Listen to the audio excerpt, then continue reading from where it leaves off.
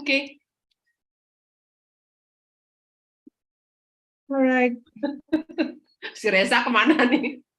It's already live on YouTube now. No, not really. Not. Oh, not yet. Good. In 5 minutes more. All right. So who is checking that all the speakers are already in? Pak Haji Ismoyo udah hadir tuh sama Pak Mangku. Hi, yes. Hey, Haj. Ya.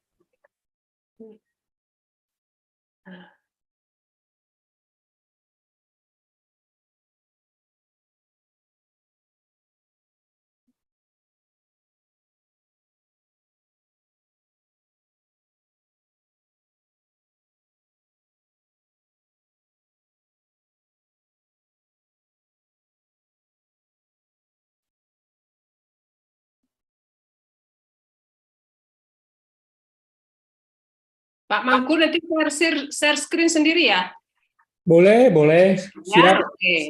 Siap, Ibu. Nanti moderator remind share screen sendiri. Takutnya nanti saya sinyalnya No saya lagi di problem. kampung nih Pak Mangku.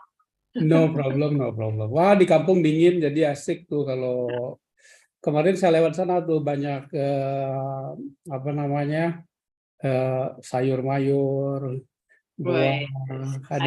Ada itu juga tuh cremation Pak Purnayasa kalau nggak salah ya. Iya, yang di Batu Mimpi. Iya. Ini ada Pak Haji udah kelihatan nih Pak Haji Ismoyo nih dedengkotnya. Apa kabar Pak Mangku Setijen? Selamat sore Mbak Ratna, kabar saya baik. Sore. Alex Luar sudah biasa. Mbak Ratna gimana kabarnya? Lama nggak ketemu ya? Baik, iya. Ketemu terakhir di Todep sama almarhum. Iya betul. Long time ago. Ya. Ya anyway senang bisa jumpa kembali ya. Yeah, likewise. Hi Alex, how are you? Good evening Alex from Bali. Are you in Sydney now ya? I'm in Sydney, yes. Hello, Alex. I'm sorry, you was right. I think we made a mistake with the Sydney time, so it should be 5 p.m. But no problem. I was proactive enough to check with our lovely team and validate in case I'll should be joining now or later. So all's good. okay, thank you.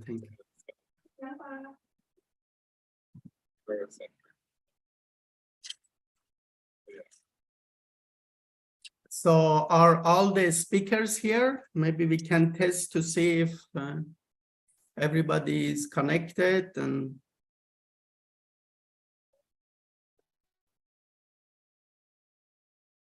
anybody want to share PowerPoint?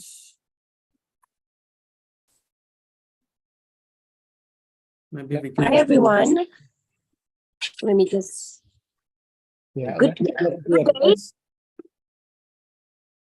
Let me just do a test of my sharing screen, and I hope it works. Perfect. I hope everyone can see. Yes. Okay, Yes, good. perfect. Yeah. Okay, I'll just stop the screen now, and other speakers want to share.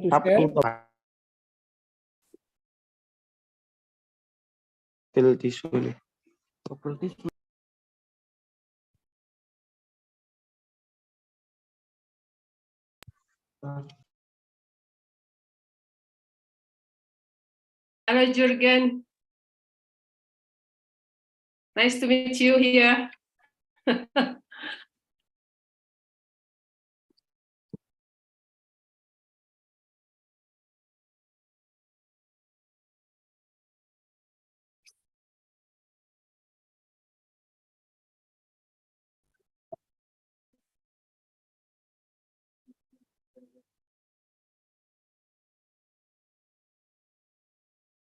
So sorry, I'm talking to myself. How's everyone? Hi, Jürgen. We are all good in Thank Bali. you. We are all good in Bali. Thank you. That's good. I know things are always good in Bali. So it's the island of the gods, right? It is. Yes. Yes. Not only the island of the God, but the island of love and happiness as well. Yes. Yeah. Yeah, come down and celebrate your memory of love. I'm sorry. Come down to Bali and celebrate your memory of love. Oh, Yeah. it's one of my Jürgen is favorite coming next month, Oh, next perfect. month. Yes, right? yes. Yes, I'm looking forward to it. I haven't been to Bali for a while, but I have been to Bali many, many, many times, through good and bad times, over the last 20, almost 30 years, I guess. Wow. Amazing. Yeah, no, it's definitely a special part of my life, I have to say. Thank you. I missed the Garuda many, many years ago, was flying nonstop here from Honolulu to Denpasar. Mm. And I had a tour operator at the time, and we bought 48 seats on every Garuda flight. And then unfortunately, from one day to another, they stopped this flight.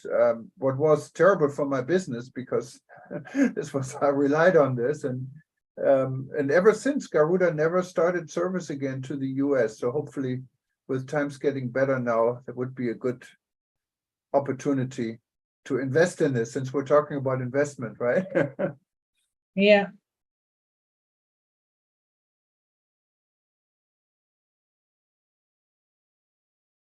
It's almost time, but I will say wait few more minutes because I still many people coming in. So maybe we will start with a delay of 3-4 minutes. Okay. Yeah, that looks fine to me. No problem. I think we are waiting also our vice governor to be in as well, right? Will be representative by Bapak Ana Agung Nguras Okasuta. Oh, okay. Thank you.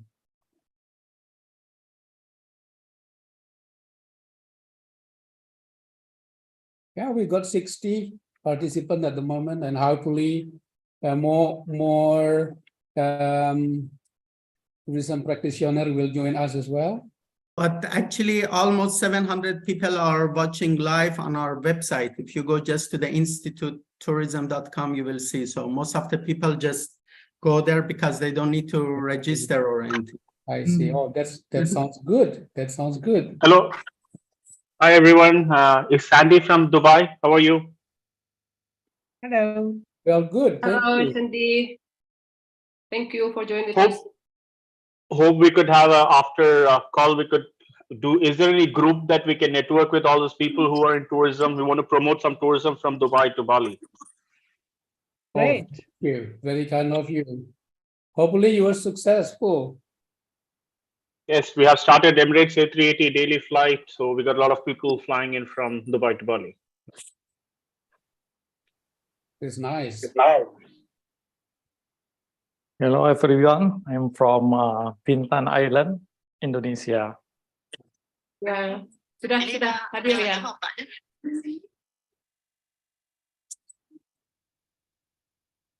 Good afternoon, everyone. This Hey, is Masukanya. Hi. I'm Good doing afternoon.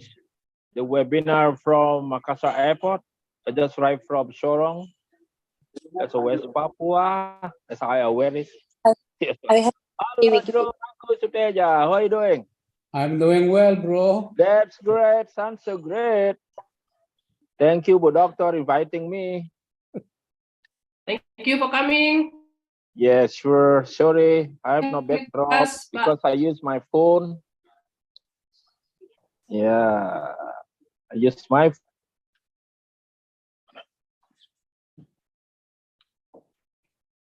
Yes, planning.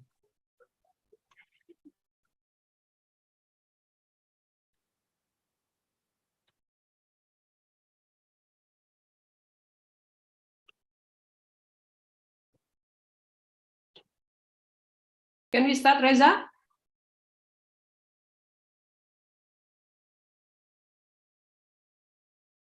Sorry, I leave a moment because I'm making a cup of coffee. Yeah. See you again. So thank you so much. So I will like to ask everybody to mute yourself, please. And we're going to start. Also, I see that Dr. Taleb Rafai, the former Secretary General of UNWTO is here. Thank you so much, sir. So please, everybody mute yourself and we can start in 30 seconds, Eka, if you don't mind. Thank you. Yeah, okay. Hello, I'm Bert Bikes from Credit Asia. We are real estate property developers and work mainly on hospitality projects. I think we've done about 12, 14 projects in Bali so far. I was there last year quite a lot. And at the moment, I'm in Bangkok working on projects in Thailand and the Maldives. So nice to meet you all. Nice to meet you too. Okay, Dr. Eka, I think we can start. Okay, Bu Ratna, please. Okay. Om Swastiastu. Good afternoon, everyone from Bali. Good morning, Africa in America, and good afternoon, Asia, and also good evening in Australia. It is my pleasure to be here, Bali time, and to be able to lead the discussion of the Bali Tourism Investment Summit with the expert panel. So, Excellencies, distinguished speakers, students, lecturers, researchers, and everyone else online, welcome to the Institute of Tourism webinar. So today we will have distinguished 10 speakers, plus we have Dr. Talib Rifai here, former Secretary of UNWTO, Executive Board of Institute of Tourism, and we have also Dr. Nimari Eka Mahadevi. She is a chairwoman, and Dr. Reza Soltani as a creator and director of the Institute of Tourism. So besides the Institute of Tourism, we also supported by the government of Bali province, Bali Tourism Board, Bali Tourism Polytechnic, Pata, Berhumas, and Pecherai. So thank you all. And also thank you to thousands of people who are watching our summit live on different platforms such as YouTube, Facebook, Instagram, and our website. So before we proceed, I would like to invite Dr. Eka to deliver welcome notes to this remarkable panel discussion. Dr. Eka, your time. Maybe if I just interrupt you, we're not live. I'm watching the live. I'm actually trying to stream it also to our platform, and it's not live. I'm looking at the Bali website only. There is nothing live. We are live. If you refresh the page, you will see it. Yeah, and it's also on the YouTube. You can get the link just up on your Zoom, but you just go to the institutetourism.com and you see it. It's live casting now. You should refresh. Okay, it changed the page. Yes. Okay. Yeah. Excellencies, distinguished speakers, ladies and gentlemen. Yes. Morning, Europe, Africa, America, good afternoon, and even Australia. Welcome to Institute of Tourism webinar. Let me begin by thanking the Institute of Tourism for inviting me as chairwoman. Discussing the most facing the tourism industry, and I'm sure that we are all agree to discuss the Bali tourism for better future. As a chairwoman of the Bali Tourism Investment Summit, it gives me great pleasure and honor to extend to you all a very warm welcome on behalf of the Institute of Tourism. I wish to take this opportunity to welcome the online participants from Europe, America, Africa, Australia, and also Asia as the representative of the leaders, experts, students, lecturers, and researchers. I also wish to welcome all our honorable boards and speakers, the Executive Board, Dr. Talib Rifai, and Dr. Reza Soltani as the Director. I wish to take this opportunity to welcome the online participants from the speakers from leader and expert, Bapak Ana Agung Sutadiana as the Director of Bali Capital Investment and Legal Authority as the representative of Bali governments. And other speaker, Mr. Rose Woods from PT Hotel Investasi Strategies will share with us about hotel investment strategy and asset management of Indonesia.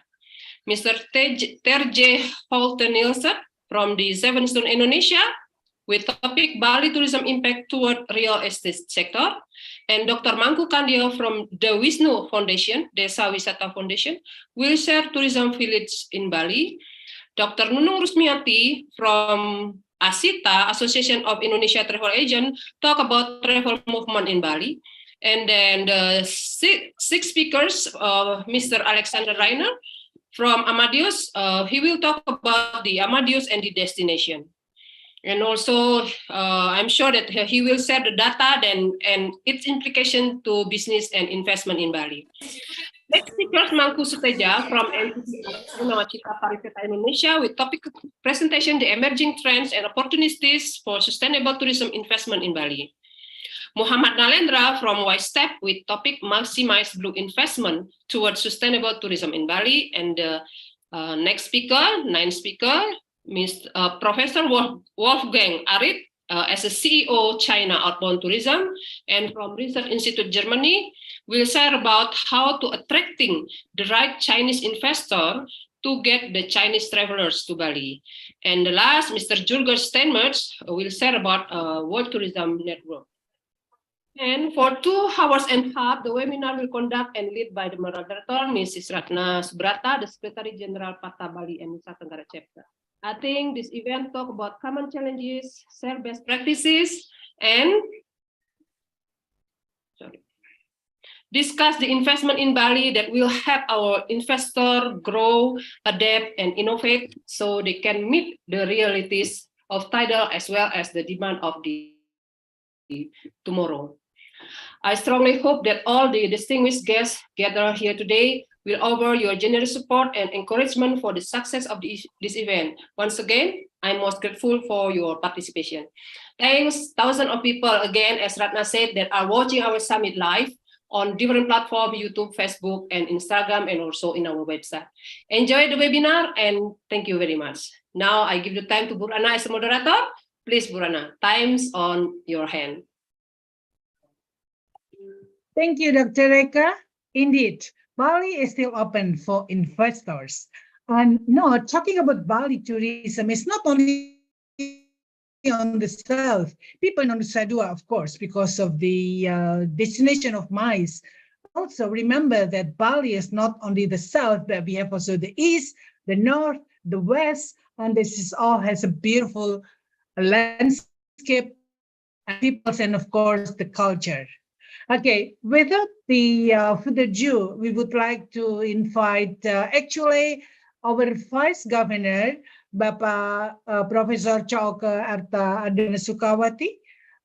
He couldn't be here with us, but we will have, he will be represented by Bapak Ana Agung Sutadiana. He's the Director of Bali Capital Investment and Local Authority as representative of Government of Bali. You know, Government of Bali will be always helpful and support for the incoming visitors. So I think Bapak Gungsuta would like to share what is actually needed for Bali and what are the regulation will be. Bapak Gungsuta, time is yours.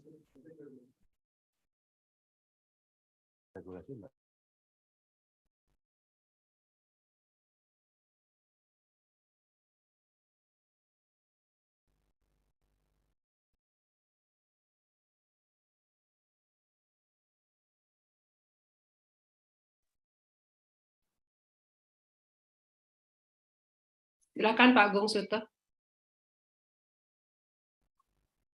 Silakan Pak. Suaranya terputus-putus. Bisa dengar Pak. Halo. Bisa didengar suara kami, Ibu, Bapak? Ya, silakan Pak. Sudah Pak, terdengar jelas Pak. Baik, terima kasih.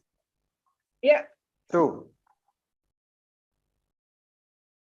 Dinas Penanaman Modal dan Pelayanan Terpadu Satu Pintu akan coba membawakan materi terkait dengan Bali Tourism Investment, Sustainable and Beyond.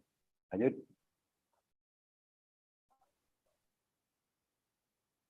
Seperti kita ketahui bersama bahwa saat ini visi daripada Bapak Gubernur Bali adalah Nangun Satkerti Loko Bali.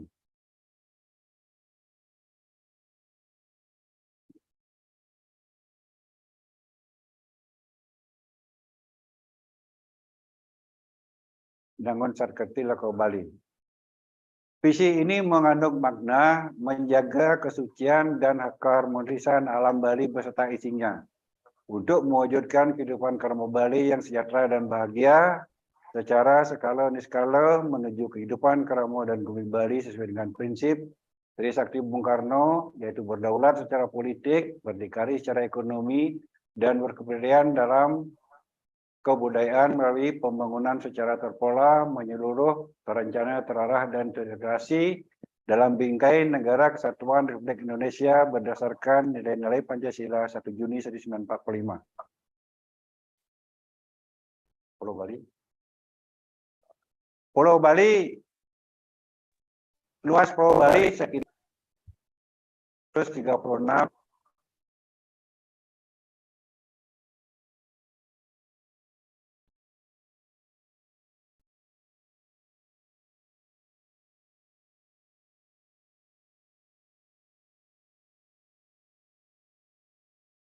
We cannot hear you, sir. Suaranya Bapak Agung.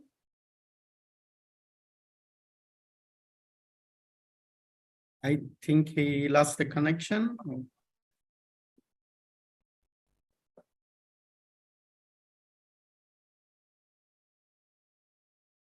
Yes.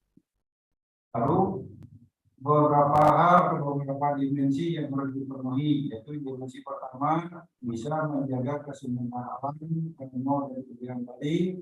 Dimensi kedua bisa memenuhi kebutuhan harapan dan aktivasi Karmo Bali dan berbagai aspek kehidupan. Dan dimensi ketiga merupakan manajemen risiko manajemen, yakni memiliki kesiapan yang dalam mengatasi munculnya permasalahan dan yang baru dalam lokal nasional dan global yang berdampak secara positif maupun negatif terhadap kondisi di masa yang datang.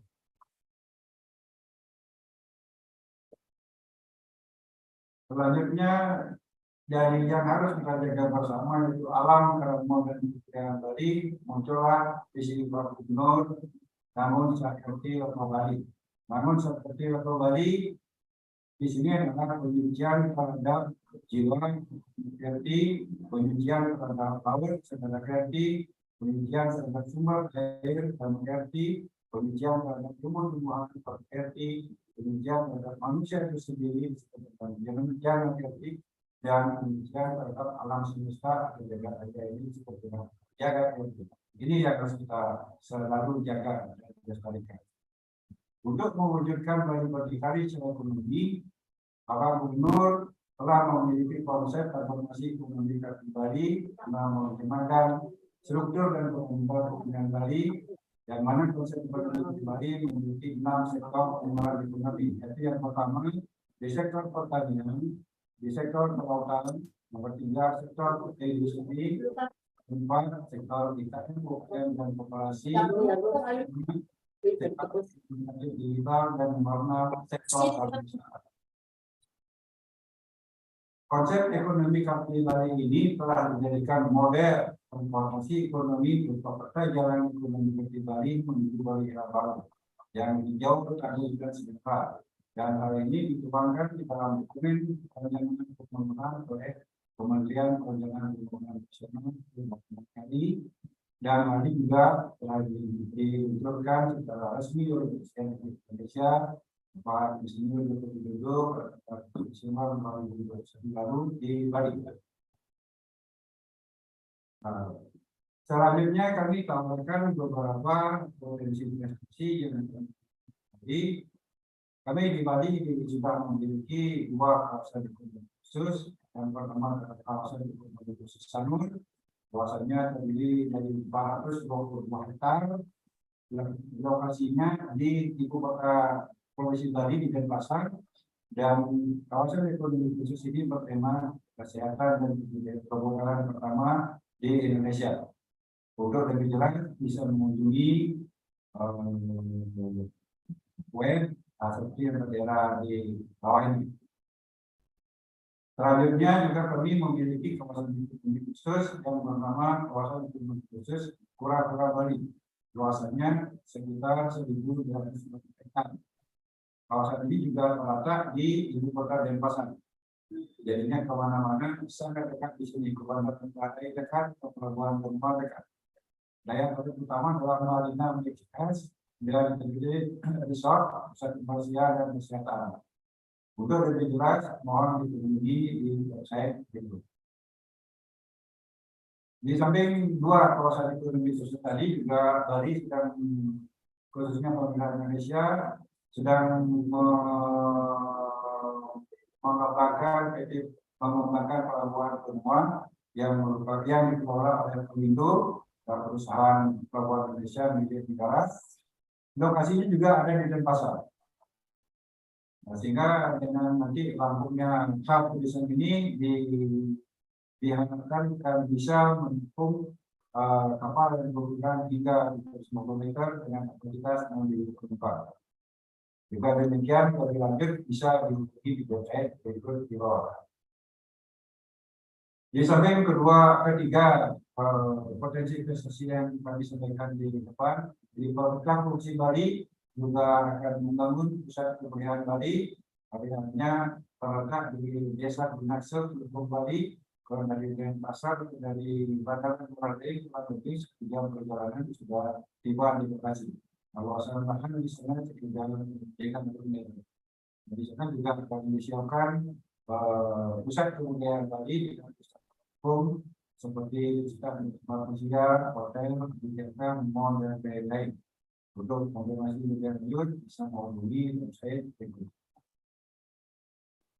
Di samping potensi investasi yang kami sampaikan tadi, kami juga di Dinas Penanaman Modal dan Kebudayaan itu juga membuat beberapa potensi investasi pada tahun 2022, yaitu beberapa kajian terhadap daerah potensi terkait dengan tenun ikan tradisional Bali. Di samping tenun ikan Bali juga kami kerajinan kayu ukiran. Termasuk juga kami memproduksikan tentang lahan yang sudah clear and ready. Di sini semua ada di website kami.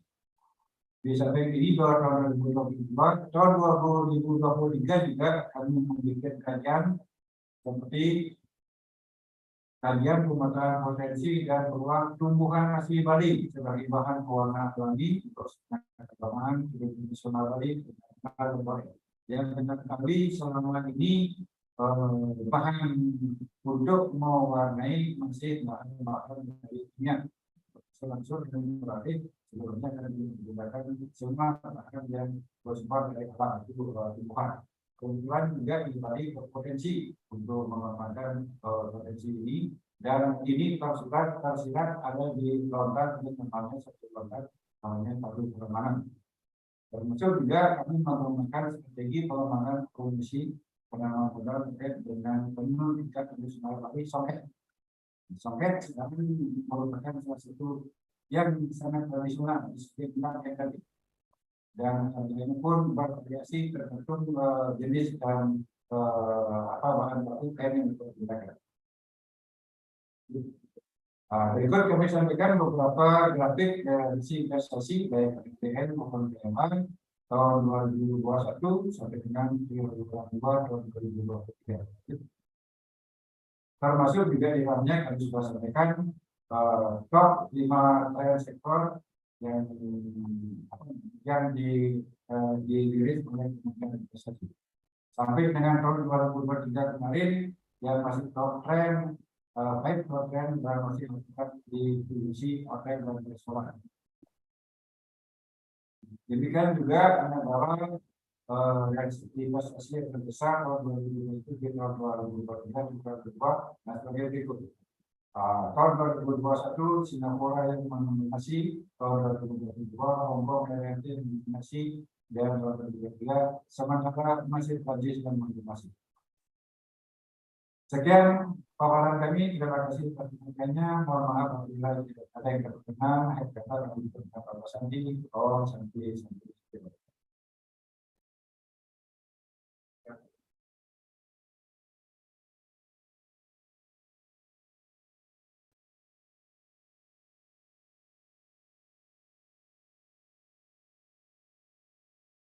Masih mute itu Bapak Agung, maaf. Di unmute. Ya. Silakan. Sudah Bapak? Sudah. Oh ya. So thank you very much Bapak Agung Suta. If I could just thank you. If I just take a little summary that Bali has six sectors, and it is farming, marine and fishery, industry, SME, small medium enterprises, creative economy, and digital and tourism. And with the island width of 5.6 square meters, 5,000 I mean, with 55 regions and 700 villages, that we are actually more than ready to welcome investment. By the way, we'll share it with you in English. And that Sanur now is building the hospital, which is quite unique. Bali, you will love it because you don't see the other area. Everything is underneath. And then also the Marina Benoa that we expect to have to serve 6,000 passengers coming from the youth vessels. Nowadays, if you see our guests, which is arriving by vessels, is sometimes coming through Padang Bay or Amu Bay. The reason being because our Benoa is not yet ready for that capacity. We're using tender to back and forth to transport the guests. Mind you, if the ship is having like 3,000 passengers, it's just quite a challenge. So the Bali government actually would like to extend more that, and this is still under construction. And I think it's many more. The area, as I mentioned earlier, that it's not only on the south, but with the concept of the Kerta Bali towards Greens. So thank you very much Bapak Agung Suta. Bapak terima kasih banyak.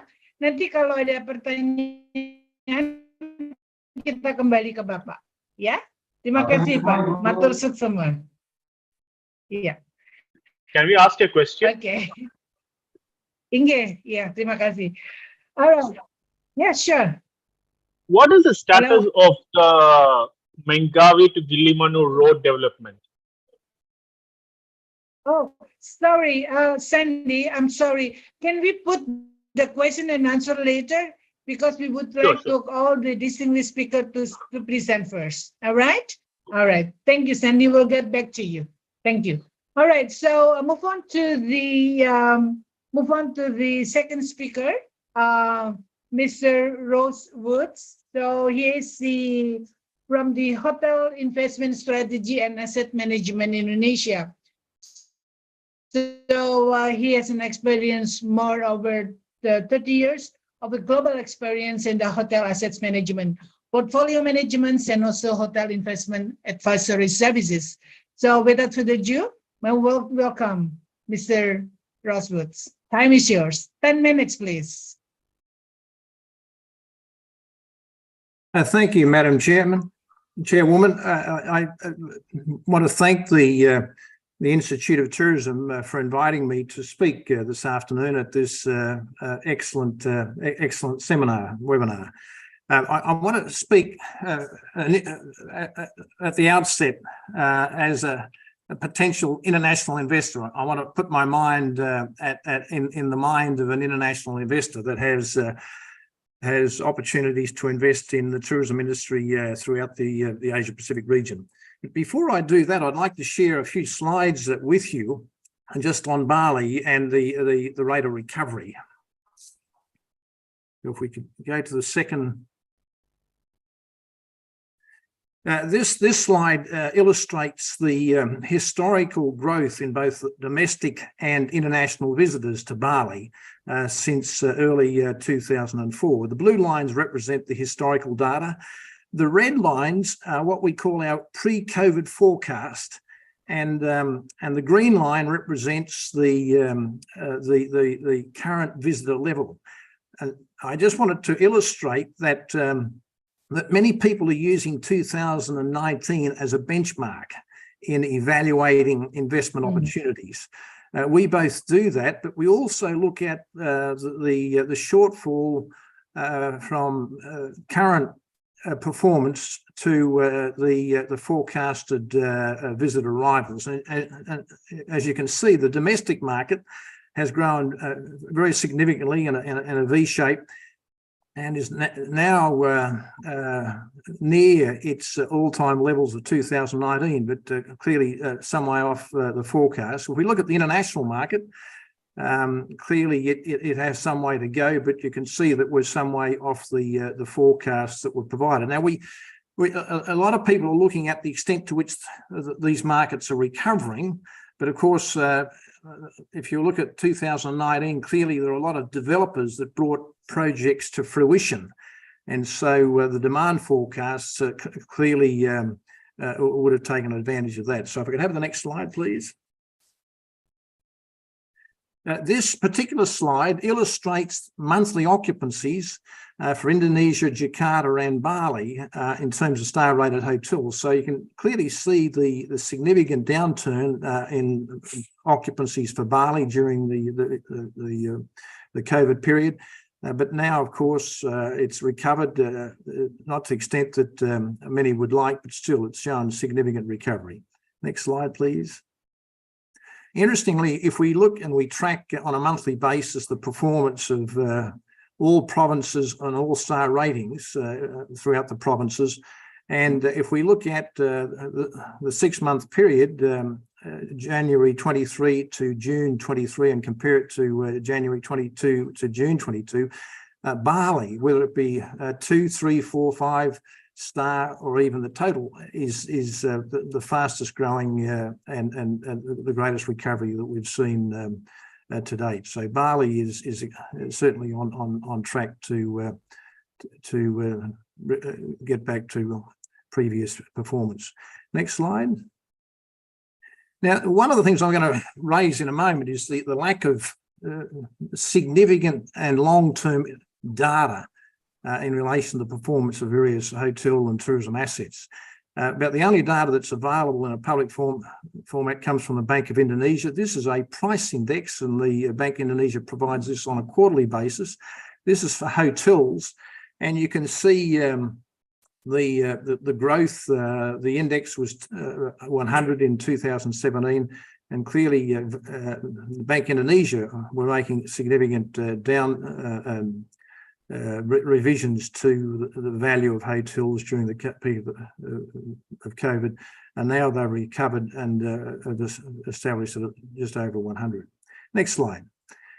Now, one of the things that I think that Bali is now entering a much more competitive environment, and I suspect that with other regions in Indonesia now competing with international for international tourists and the burgeoning domestic tourism market, Bali has achieved about a 40% market penetration in the international visitor market in Indonesia. And I guess there's much speculation as to whether or not Bali can continue to increase its market share, or in fact it'll stabilise somewhere around 40%. Okay, next slide.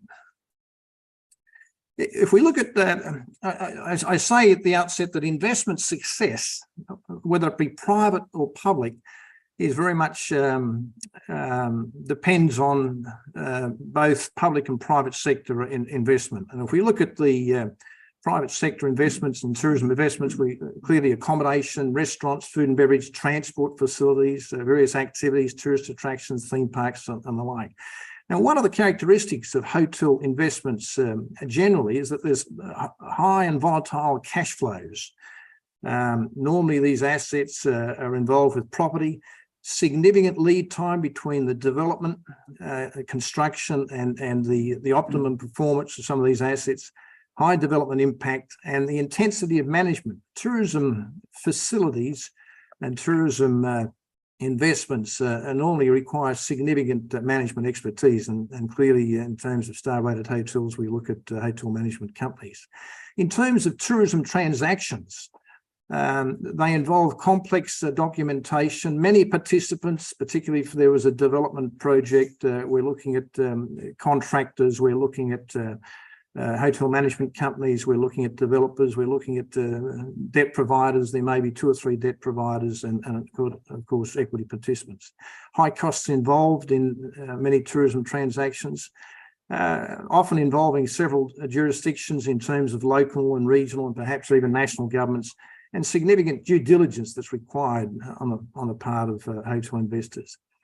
So tourism investments are essentially a high risk, high return.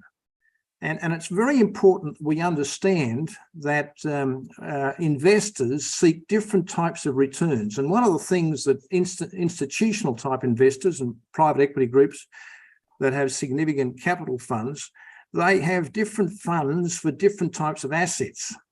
And they categorize them into about 4 different areas. We talk about core returns. Core returns are essentially maybe looking at 3, 4, 5% return, and they have significantly less risk. Core plus, value add, and opportunistic. And I think it's fair to say that many foreign investors view investing in countries other than their own as potentially value added or opportunistic type investments. Clearly, they're involved and need to understand what type of infrastructure and attractions a destination may have. They're particularly interested in looking at the approval process for acquisition and any further development. They're clearly wanting to get a very good handle on other investment opportunities in the marketplace, data availability, regional data benchmarks, cost structures, demand, supply, and investment criteria, and what type of professional support may be available to assist in the acquisitions and the ongoing management of these new investments. So if we look at the critical factors that foreign investors would take into account, firstly, you need to understand there's fierce competition for capital. And while Bali and Indonesia has many opportunities for offshore foreign investors, Indonesia is competing with other countries in Southeast Asia, competing with North America and Europe for capital. I mentioned one of the critical factors is liquidity and transparency, which is a major issue for Indonesia and also Bali. The issues of transparency and poor liquidity.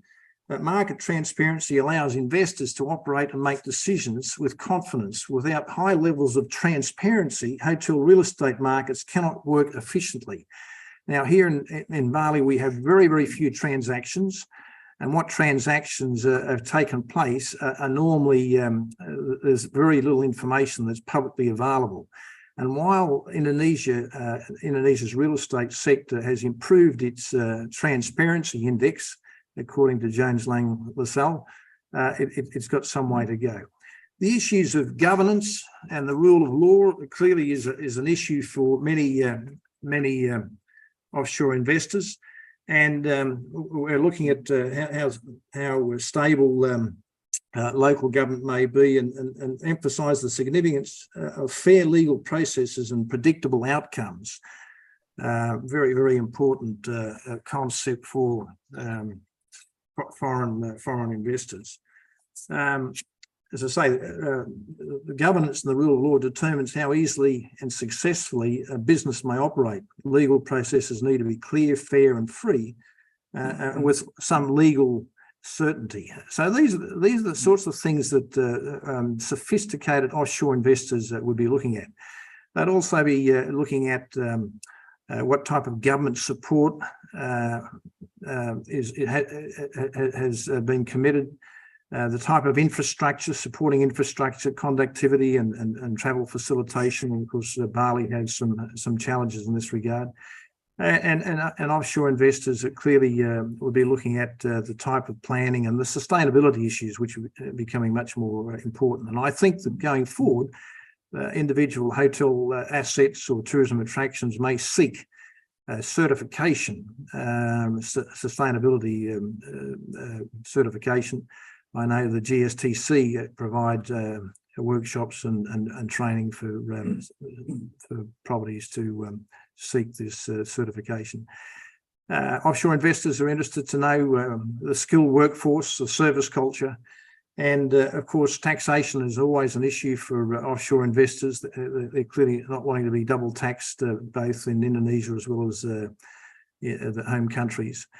And just to sum up here, I've said that in making any pitch deck for investments from offshore, we need to focus on benefits. Very, very, very important, not features. And many pitch decks which are used to seek capital spend a lot of time looking at features rather than benefits. I've just mentioned here, I don't want to go through this. This is given the lack of total transparency and the lack of data, time series data for Indonesia in relation to various tourism asset classes, it's incumbent on anyone who is going to sell any type of tourist attraction to provide much more information than one has seen in the past. And so I've just suggested here that these would be some of the major headings that you would need to fill out, in order to overcome the deficit of publicly available data. And so often I've seen serious attempts to raise capital offshore with very scanty information. And if anyone is familiar with what is happening in Europe and North America, significant due diligence is undertaken, and there are a lot of effort going into these information memorandums in order to attract capital. So I'm going to stop it there, and if there's any questions, I'll be more than happy to answer them later in the session. Thank you very much.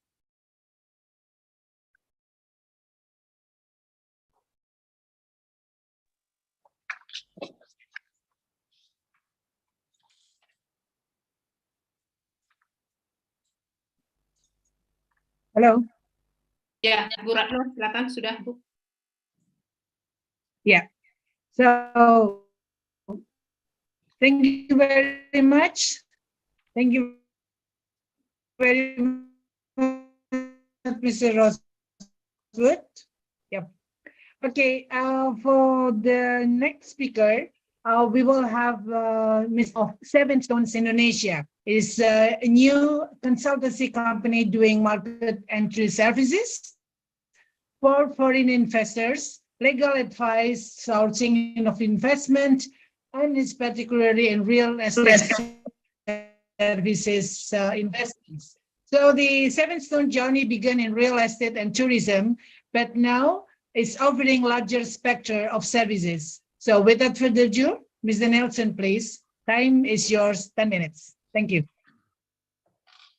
Yeah, thank you for this opportunity to speak. Institute of Tourism, Ibu Eka and Ibu Ratna.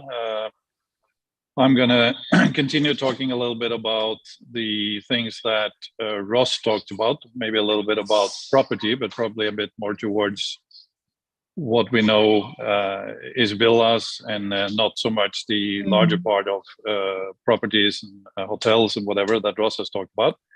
And we tend to forget very often that real estate is an important aspect of tourism and tend to grow hand in hand with what is going on in the general sort of tourism development picture. Sometimes that's heavily overlooked, but I think through COVID, a lot of places, including Bali and other tourism destinations, discovered that tourism is something that can suddenly disappear. We had incidents like COVID, and every now and then there's other incidents that impacts the market. So there's been a lot of studies looking into how residential tourism can help to support that. And I think there is a few studies in particular to Canary Islands and others that are similar to Bali that worked out that the financial earnings or impact that a residential tourism can have compared to, let's say, the pre-COVID 6 million expat tourists coming to Indonesia only needs 150,000 people to live in Bali. And obviously that is before we look at all the other impacts that the investments into properties and real estate will have. So that's a thing that I think is worth noting for all stakeholders and something that Bali should consider forward. Second slide, please. I guess in COVID, we were all impacted really badly, in particular tourism, but also property. Everything kind of stopped up. Rental prices vanished. There was a few pockets such as Canggu, Uluwatu that still had some expats staying in there. And through that time of COVID, we saw a lot of investment funds and other highly qualified individuals that were looking at the opportunities and wanted to come back after COVID or during COVID to buy failing assets. That hasn't happened though. When we see that Bali through COVID and other acts of terror and also financial crisis and so on, that Bali is very resilient in terms of property prices. So that's an inviting part for investors to consider the Bali market. That has to do with things like the expat market is mainly cash driven because it's difficult to obtain mortgage in Bali. Some properties obviously fell over and had to give in, but since then we've seen over the last year that rental prices and property prices has gone up tremendously quick, and it's actually difficult today to find high-end or medium-end long-term rentals. This is particularly in areas like Canggu, Uluwatu, and now we can see more and more into areas like Tabanan, and I think there are several reasons for that. I think it's like what Mr. Ross showed us too, that the tourism market, both on the domestic market and international market, has recovered to pre-COVID rates, more or less. But there's also a change in the market in the sense that general tourists tend to stay a bit longer than before. I think pre-COVID it was like 3.7 days in average. Now it seems to be a lot longer, and there's also a lot of residential, full-time or semi-residential that we see coming in. With the next slide, please. So I think the challenges or the main aspects that we see impacting this in Bali is basically property prices, and then the possible threat of oversupply, which we've seen in the past and we may see again now, and then the ongoing aspect of ownership structures. Maybe the next slide. I think when we talk about property prices in Bali, we've seen that this continue to go up. I don't think we've ever seen, except for maybe after the acts of terror, it's come down. And there's a few main factors for that. I think one of them is the value for money that foreigners, when they invest into Bali, is what they see is that buyers that comes from typically Australia, Singapore, Hong Kong, Europe, and other areas, they can sell a home or an apartment in these areas and end up buying 2, 3, maybe 4 villas in Bali. So with that, people see that they get more for less, if that makes sense. And I think another aspect of this is also that prices had continued to be up. And again, something that Ross speaks a lot about is the cycles of property market in Bali. We haven't seen that sort of happen yet. It continued to go up.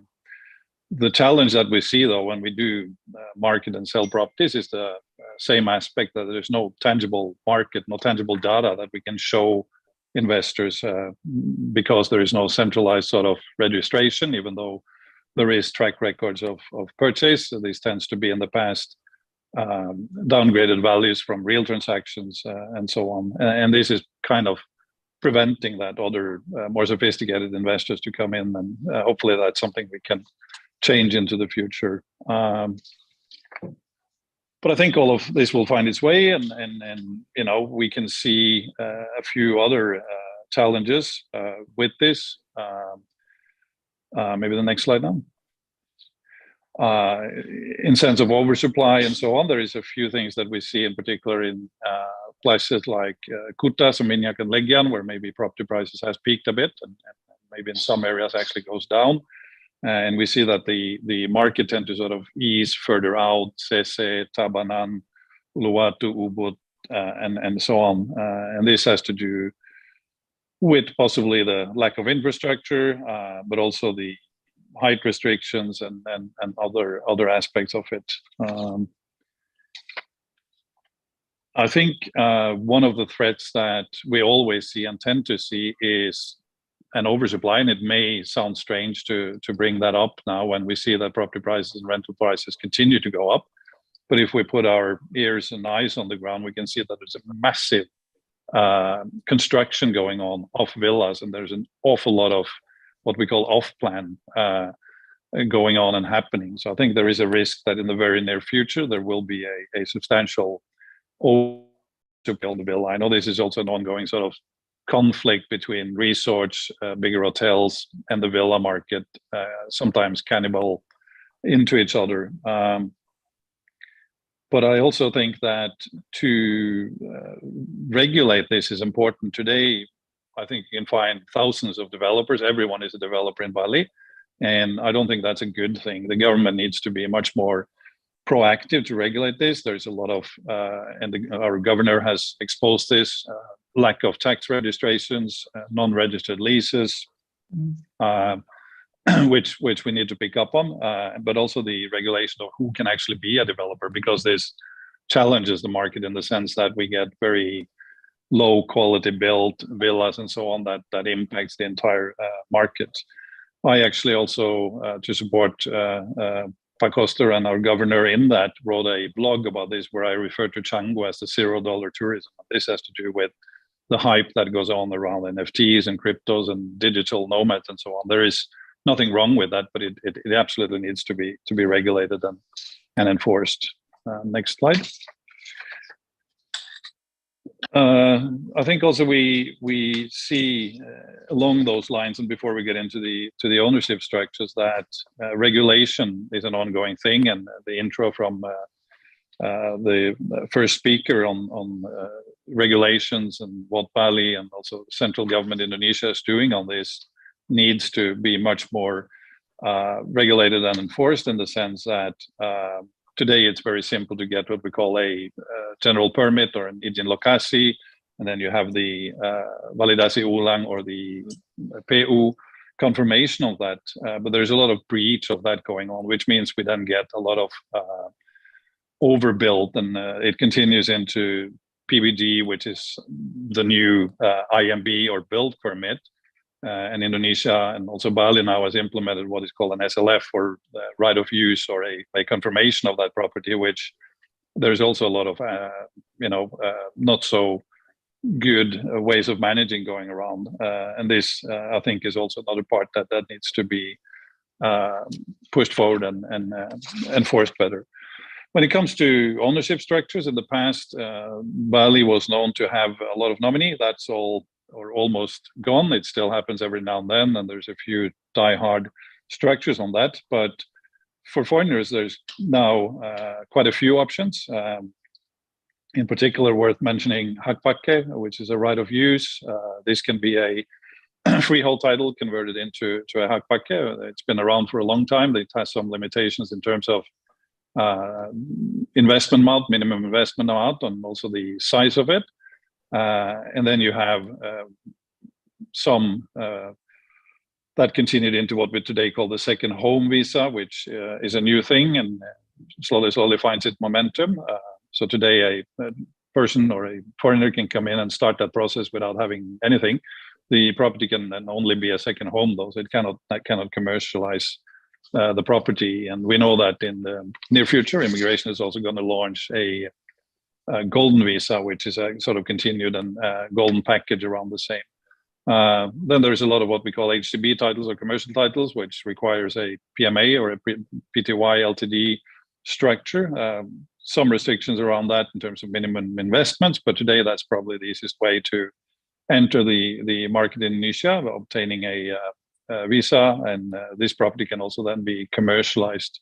I think the last thing I'll talk a little bit about is lease, which is rental structure, and in this context, more of a long-term lease, which there is a tendency that notaries and others in Bali allows a tourist to just walk off the street and set up a long-term lease. To me, and I think to the market, this is not good, because it triggers all kinds of possible issues around that. There's no tax compliance if it's commercialized. It has immigration issues. Again, there's a lot of non-registered leases going on, so they should all be enforced and notarized and make sure that they are in tax compliance. I think for the future, the real estate market has a definite and will continue to grow. It has a big part to play, I think, in the future of Bali. We see, and I think there's other speakers that wants to talk more about the trends and so on, but we see a massive move towards eco-residences. People are more conscious on what they want, and I think places like Tabanan and Gianyar in particular will have a good opportunity to be the sort of next diamond in the diamond, being Bali. Communities, mixed use, but I think it's also important that we sort of retain the Bali touch to this. The markets are being pushed by remote workers, digital nomads, whatever we want to call them. A lot of people that want lifestyle changes, that are attracted to Bali's culture and a different life of what they're used to back home. And then I guess last, ROI-driven investors with the continued uplift and growth of the market. I think that was all I would talk about for today. And again, I'm happy to answer any questions, or if anyone wants to reach out after the seminar, we are more than happy to talk to anyone. Thank you. Wow. Thank you very much, Mr. Nelson. Yeah, actually, I agree with you, because when people say, oh, there is no, Bali is keep on building things, I agree with you that villas construction is everywhere, especially in Canggu area, even out in Tabanan. But okay, let's see, hopefully that the demand and supply will actually equal when the tourism is 100% back to normal. All right, thank you very much. We'll come back to you with a question and answer session later on. All right, for the next speaker will be Dr. Mangku Kandia. So he is the CEO of BUMDes Bersama Gianyar, as well as the Executive Director of Desa Wisata Academy Indonesia. He's involving in so many organizations and associations in the past, mainly involving on the Desa Wisata activities, or we call it tourism villages. So Dr. Kandia will speak about tourism village in Bali. As you probably know, after COVID, when tourists come back to Bali, they always say, we would like to go back to nature, right?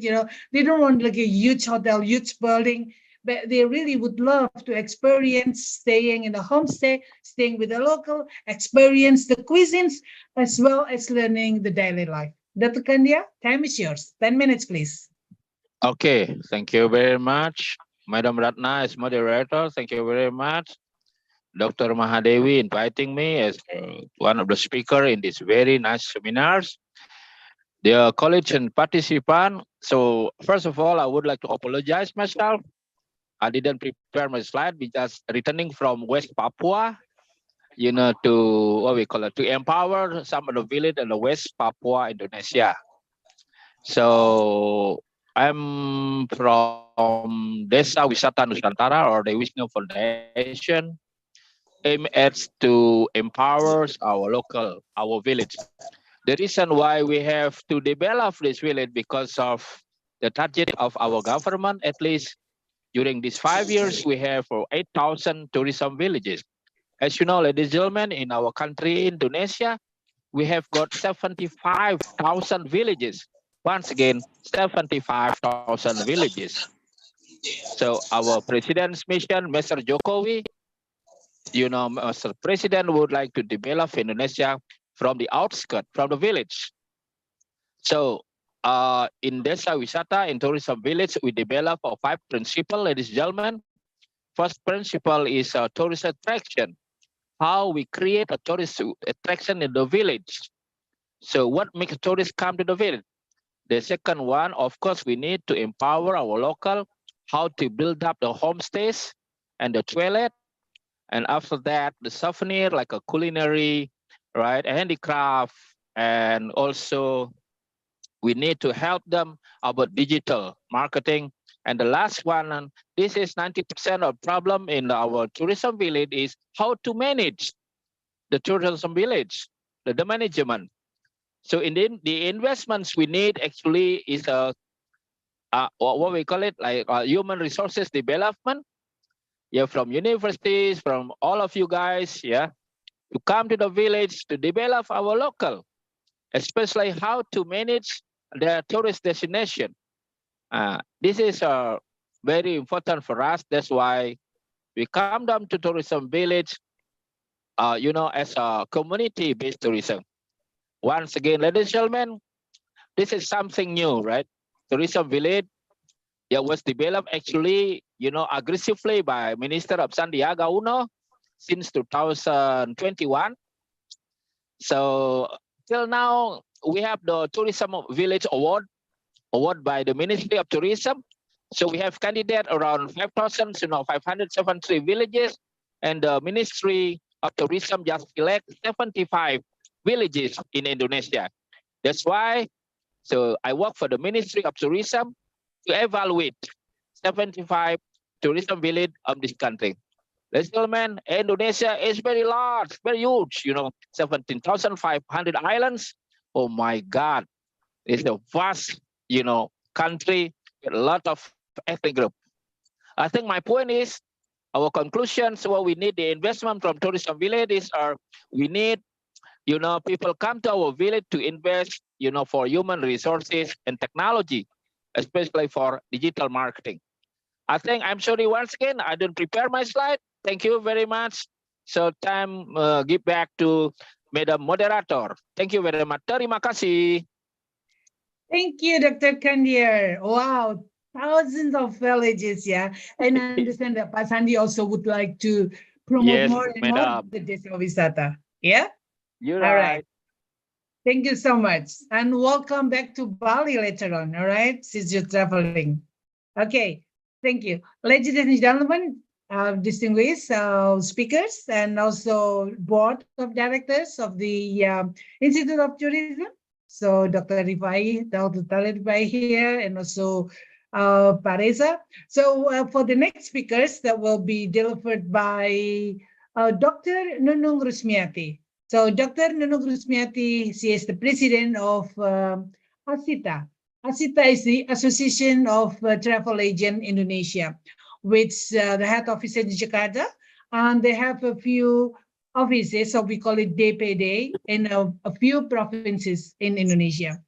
And the challenge nowadays with the travel agency is, well, put it this way, the online marketing, the digitalization, and maybe Ibu Nunung can share with us, do we really need a travel agent probably in the next 5 years or 10 years?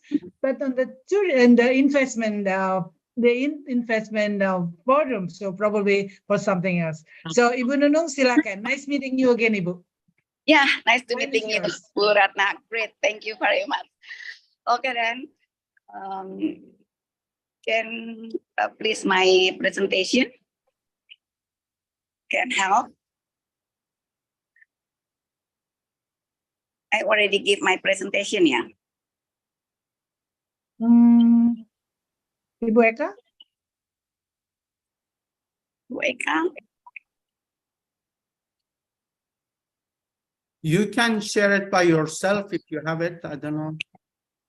Yeah, sorry, because right now I'm in the Bali now. I already tell to Bu Eka, because right now I'm with the meeting with the daughter of Vice President. So right now I'm in the Bali.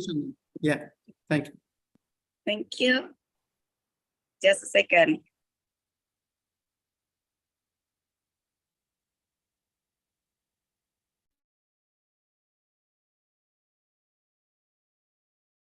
Please wait for a second.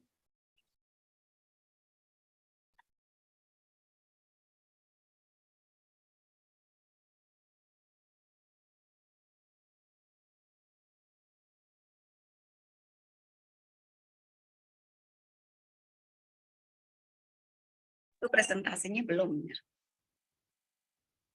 Okay, when we waiting for the presentation, oh, that's okay, got it. Thank you. Thank you. Thank you. First of all, I like to thank you very much. Good afternoon. First of all, I would like to thank you. This is the second I'm joined, and then I'm very appreciate. Thank you, Buratna, and all speaker. It's very great. Right now, I'm in the Bali. You know, it's very nice and I'm very appreciate and happy because all the hotel is very good crowded, and then also we could check the incubator is very crowded. Thank you. First of all, I would like to introduce myself. I'm the president of ASITA, Association of the Indonesia Tour and Travel Agencies. And then what Ibu Ratna mentioned, it is our member 7,000 across the people province. And then right now it's very good positive thinking for after COVID. So this is, I will see the, the regulation from the government. It is very good. I'm very thank you with the government of Bali. They already make the regulation is very perfect, and then if we have a little bit problem sometimes in the media social, but in fact, the government already serious to make regulation, and then whatever. Since I'm studying, I know exactly about the Bali. And then the Bali is very, very good regulation, even the government.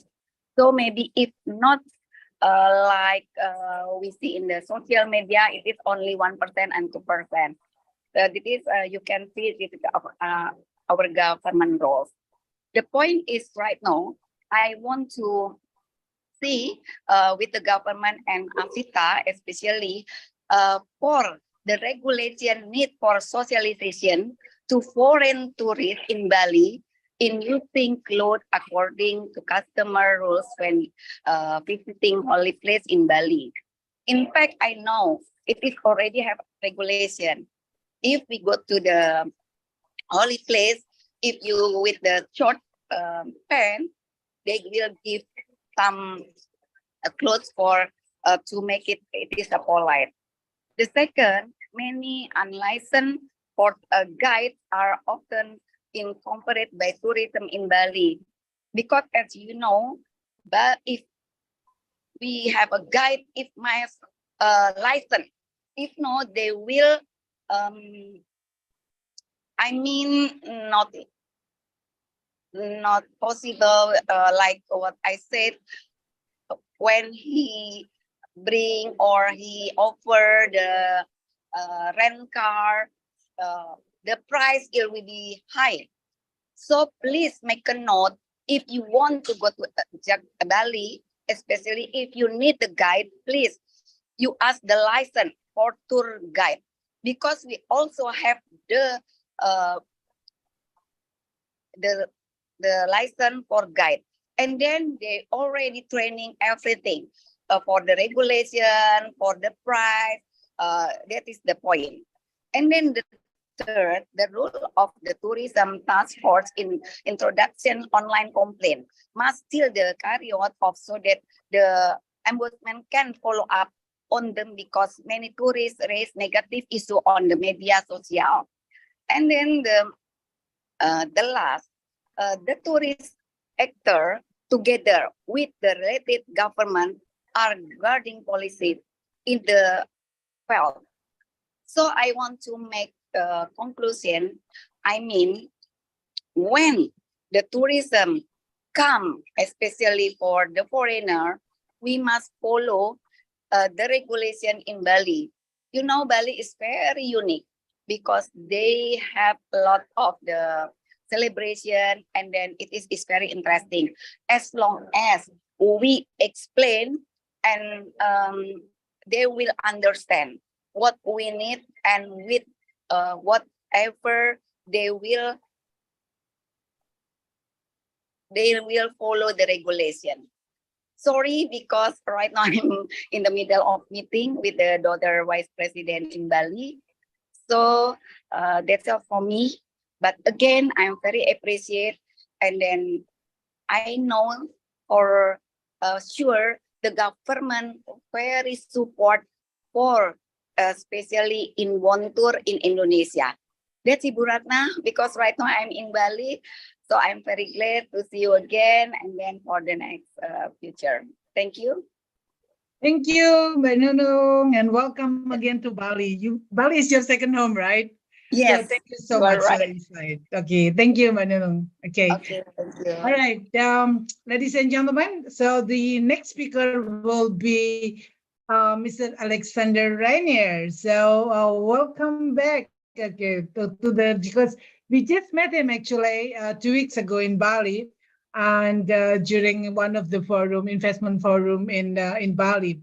So nice to meeting you again here. So he's the Director of Governments and Destination Relation of Amadeus, and will sharing with us about the data and implication to the business and investment in Bali. So please, Alex, time is yours. Great, thank you, Ratna. So what I'm going to show you in the next few minutes is data from Amadeus, which Amadeus is a travel technology company. So we collect a lot of data, in fact, more data than any other entity in the world about travel and tourism. And I'm going to present to you international air passenger trends, specifically for Bali.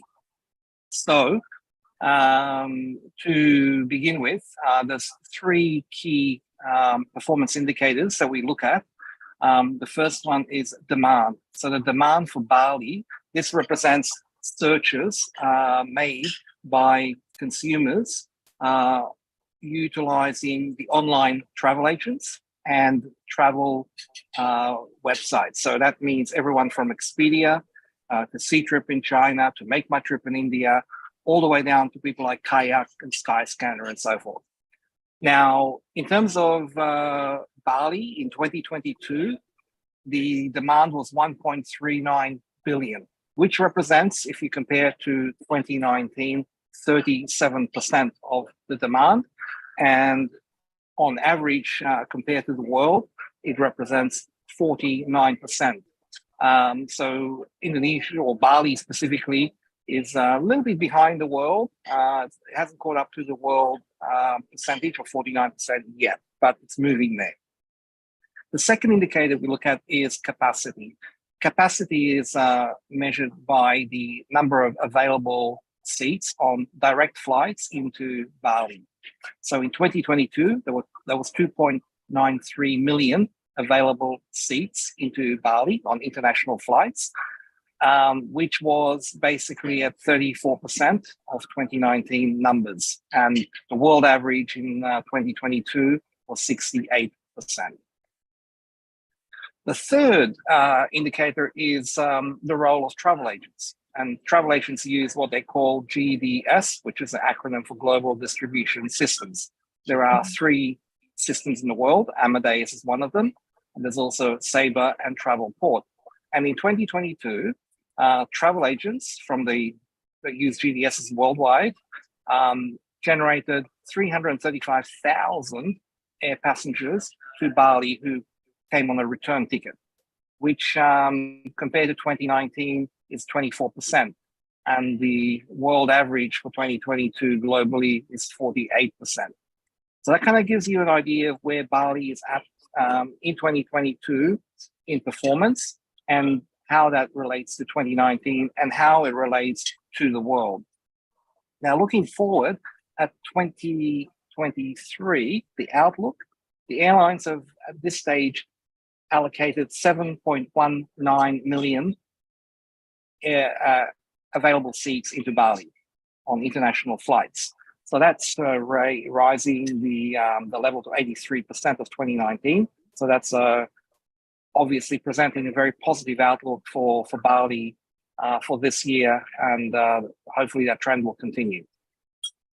So now let me show you a little bit of detail about each of these indicators. So this is the slide which shows you the demand for Bali in 2022. and that's 1.39 billion searches, where it came from and what month did it happen.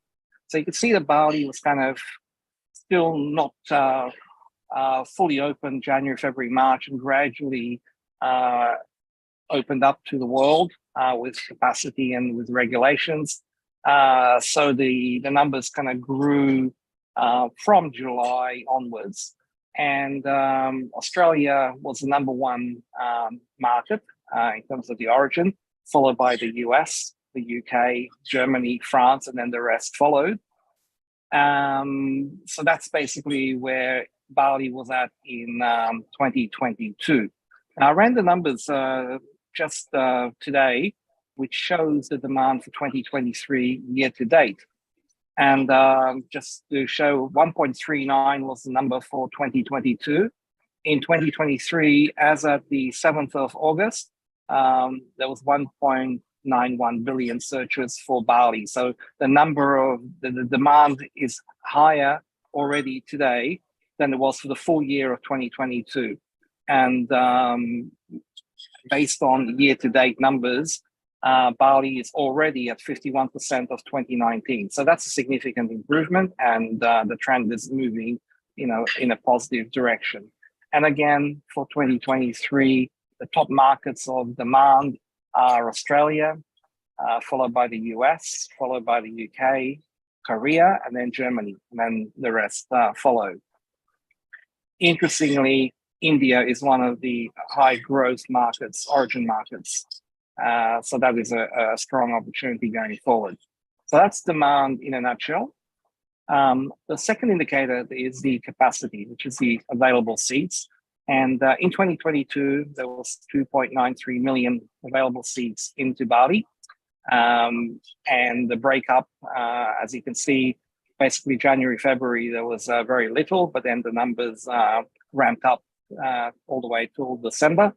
Australia was the number one origin market, followed by Singapore, Malaysia, the UAE, and Thailand. And then because we have the data for 2023, I've run that as well to show you. So 7.19 million available seats are available this year into Bali. And Australia is still number one, followed by Singapore, Malaysia, UAE, and Thailand. So not much change there. But we're at 83%. To give you another angle, another perspective, the next slide shows the capacity by origin city instead of origin country.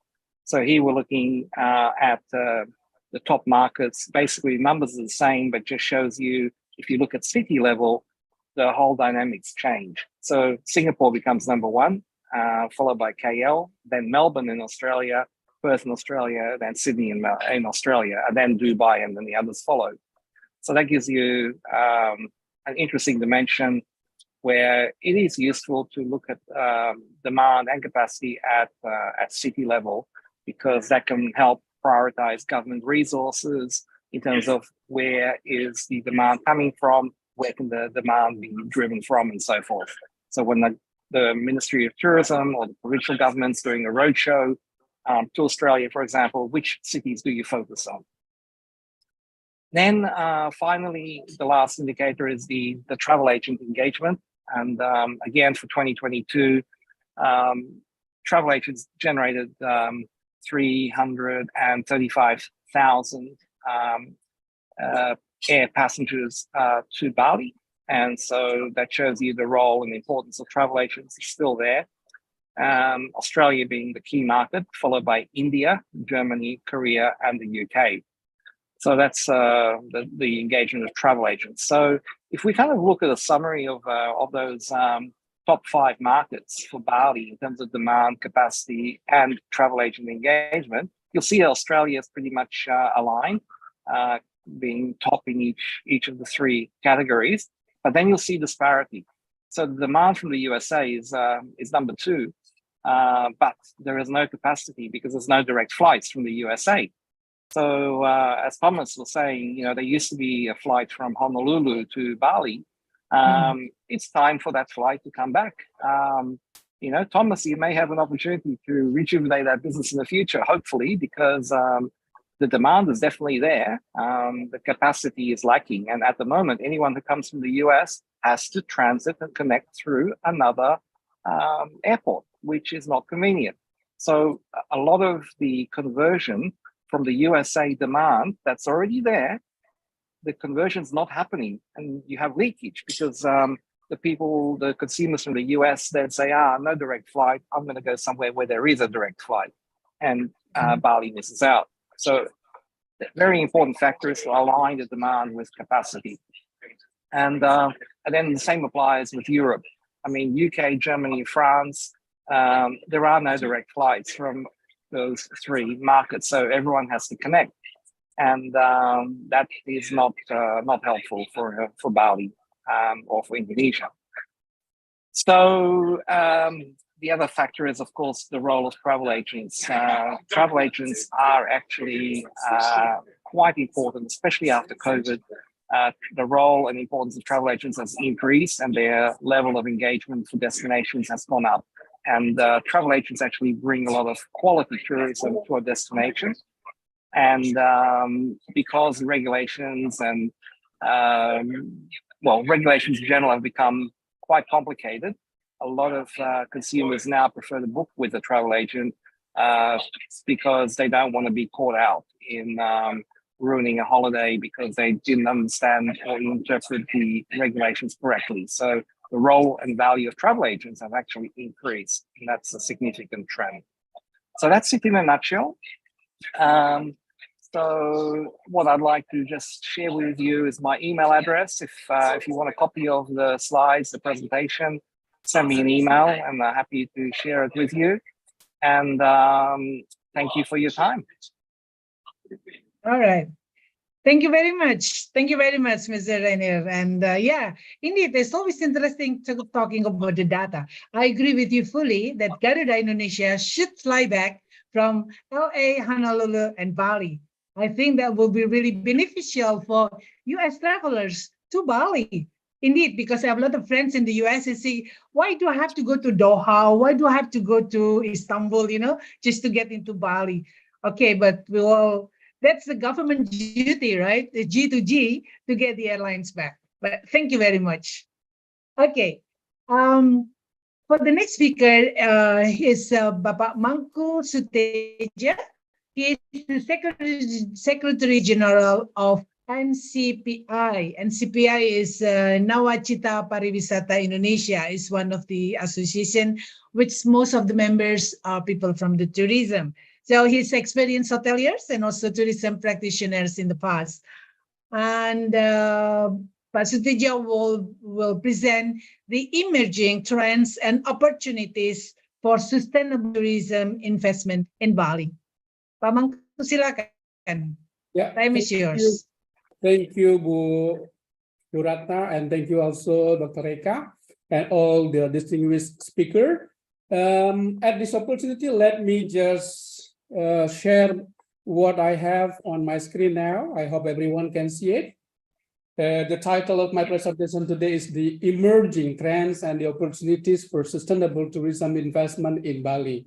I think every speakers before me have spoken about the data that includes the hotel numbers, villa numbers, tourism village, flight detail, etc., etc. And now let's have a look what is actually the trends for the last couple of years. So I will start from ecotourism. There are 7 trends that I think, this is my personal opinion, which is very interesting and could be a very potential business opportunity for the investors, for local investors or international investors. There is a growing emphasis on the environmental conscious travel experiences that promote the preservation of Bali natural landscape and biodiversity. So I think nowadays we found that the travelers are actively seeking for eco-friendly accommodations, tour activities that minimize their environmental footprint. I think now from the market, I notice a lot of people are talking about the the new way of enjoying Bali through the ecotourism. And I found many new destination is coming up. For example, Dr. Kanya was mentioning about the tourism village, for example. There are a lot of things now happening in the outskirts of Bali, for example, including the rural area that includes the waterfalls, the water cleansing, etc., etc.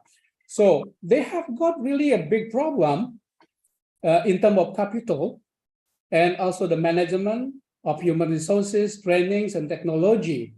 As a Balinese, I would expect that the investors, the new investor or the next coming investors would have the willingness also to invest on this opportunity. It's not only in the big hotels or big restaurant or cafes, but when we say we love Bali and then we want the Bali tourism retains or sustain, I think we have to work together to develop or to support our local people when developing this ecotourism.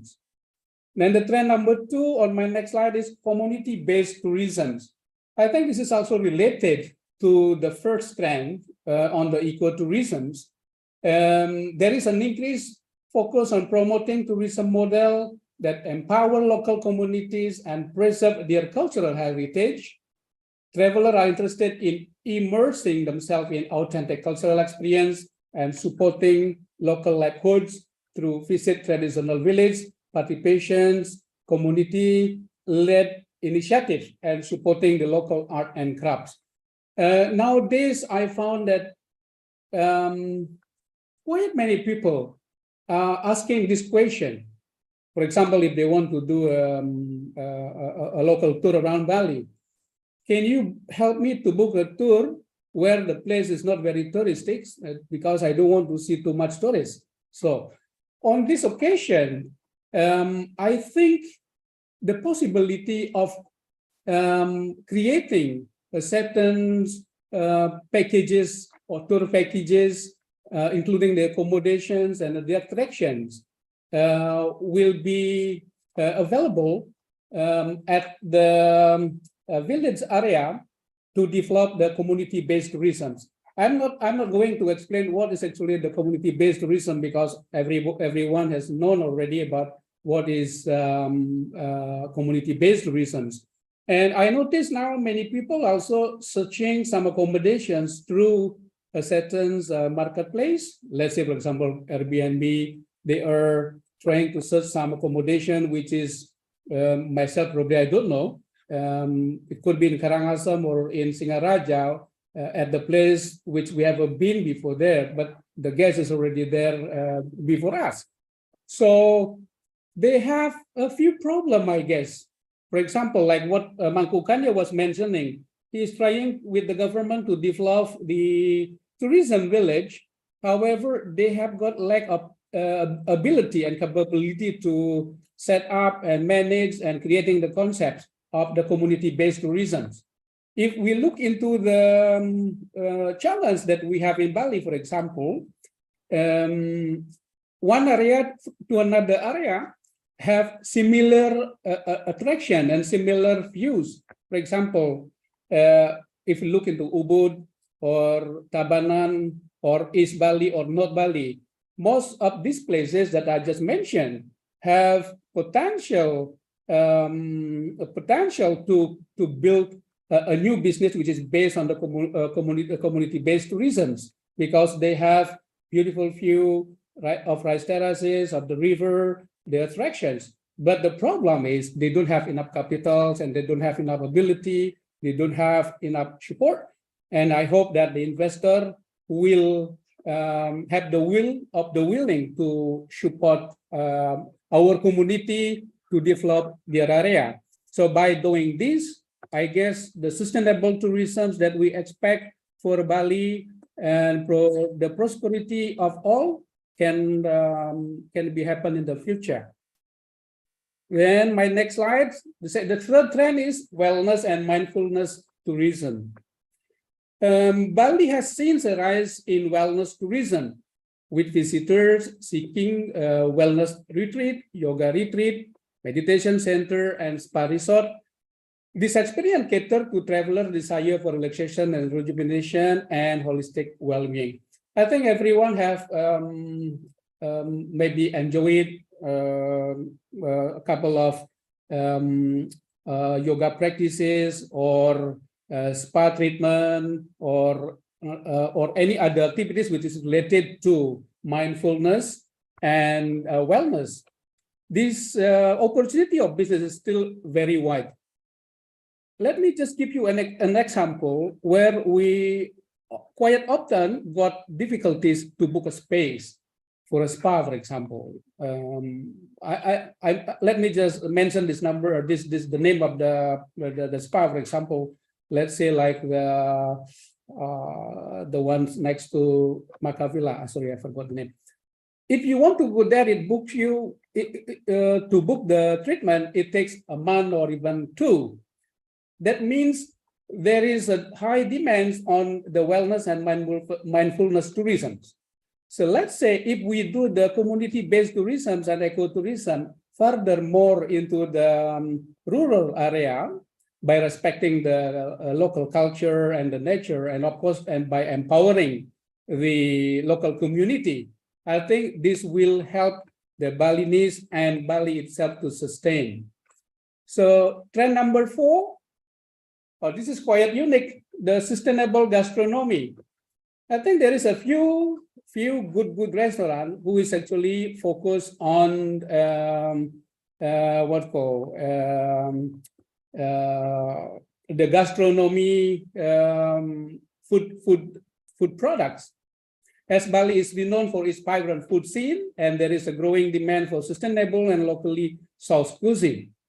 Travelers are interested in farm-to-table experiences. This is quite very popular now. I think it started from farm-to-table experience, organic food market, and farm visit to understand the local food production process. So this gastronomy ideas, I think in the future is going to becoming a new trend in food product. Because they can create a different product which is with probably with a better quality and with different experience. So next trend is about the digital innovation. Bali embracing digital technologies to enhance the tourist experience while minimizing environmental impact. The use of mobile apps with virtual reality and sustainable marketing strategies help visitors navigate the island, find eco-friendly accommodation, and learn about sustainable tourism practices. I think nowadays the digital innovations help the businesses, the owner, the investor, and also the tourists to see different kind of tourist attractions, including hotel or spa or restaurant, through the virtual reality. And this trend, I think, is going to be becoming more popular in the future. So next trend that I noticed is about conservation initiative. Various conservation projects and initiatives have emerged in Bali to protect the island nature asset, including coral reef, marine life, wildlife.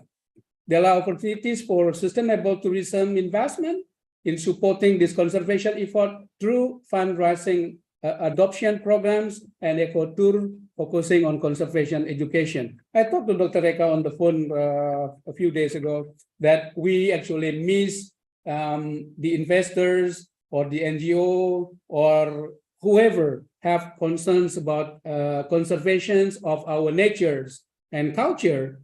And I think this will give a very huge impact in the future if we really expect that our tourism sustain for our future generation.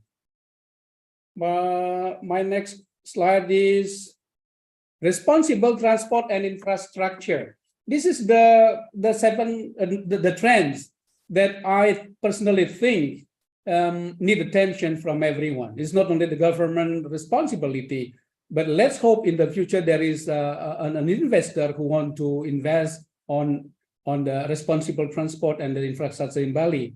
The initiative for promoting the sustainable model of transportation, for example, like bike sharing programs, electric vehicle network, and gaining traction in Bali. Sustainable infrastructure development plan prioritize environmentally friendly design, renewable energy resources, and waste management. I think we're all aware that we got a problem with transportation systems, with the waste management, and also the infrastructure. For example, we spend an hour and half an hour for just 1 kilo or maybe 2 kilometers. This is also a trend which is happening for a decade, I think, where people are always complaining about the traffic. So from this 7 trend, there is an opportunity for the investors to see what kind of businesses actually available in the future to think or to develop. Okay, this is the opportunities. Let me just start the eco-friendly accommodation. This is related to the eco-tourism. With the increasing demand for sustainable tourism experiences, there is a growing market for eco-friendly resort, villa, and guest houses business that focus on energy efficient infrastructure, water management system, renewable energy resources, and waste reduction initiative can tap into this market. I think a few friends who is actually joining our Zoom meeting today and who manage a couple of property or probably in the development of a new property have tried to start already to apply the eco-friendly accommodation. And Bali, I do not think need to have more high-rise building hotels because we have enough already, and the number of rooms as all we aware that the number of room available is already more than enough. And in the future, we would like to expect a different model of investment that includes the eco-friendly accommodations. Then these eco-friendly accommodations, and I hope that will be developed not in the existing popular area, for example, like Seminyak, Canggu, Legian, Nusa Dua, and Uluwatu. Let's bring this up into the more rural, and the investment should involving the local community to empower the local community. So the second opportunity that may available is about renewable energy solution. Bali, I think, will have more problem with the energy in the future. As we know now, Bali is really dependent on the power supply from Java. And I think personally, Bali needs investors to invest on these business models. Bali commitment to sustainability opens up opportunity for business specializing in renewable energy technologies. For example, like solar panel, wind turbines, and other renewable energy solution can be installed and maintained on the island to support the growing need for sustainable practices. I hope those of you who have enough capital would also have the willingness to invest on these ideas of renewable energy solution. Number 3, organic farm and agriculture. Following the information that we always listen from BRA of Bali and the governor and the chairman of Bali Tourism Board, including a couple of business practitioners, that Bali really depends from different other islands of Indonesia, for example, like Java or Lombok or Nusa Tenggara Timur, related to food supplies. And I agree with the governor that Bali should be developed to be an organic island. And this organic farming and agriculture is, it has a very potential business opportunity. And let's hope that more investors we look into this business model investment. Number 4, sustainable food and beverage.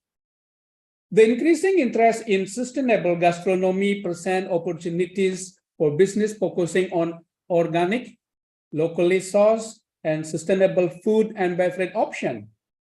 Restaurants and cafes and food stalls that prioritizing ethical, fair trade, and environmental friendly practices can thrive in Bali.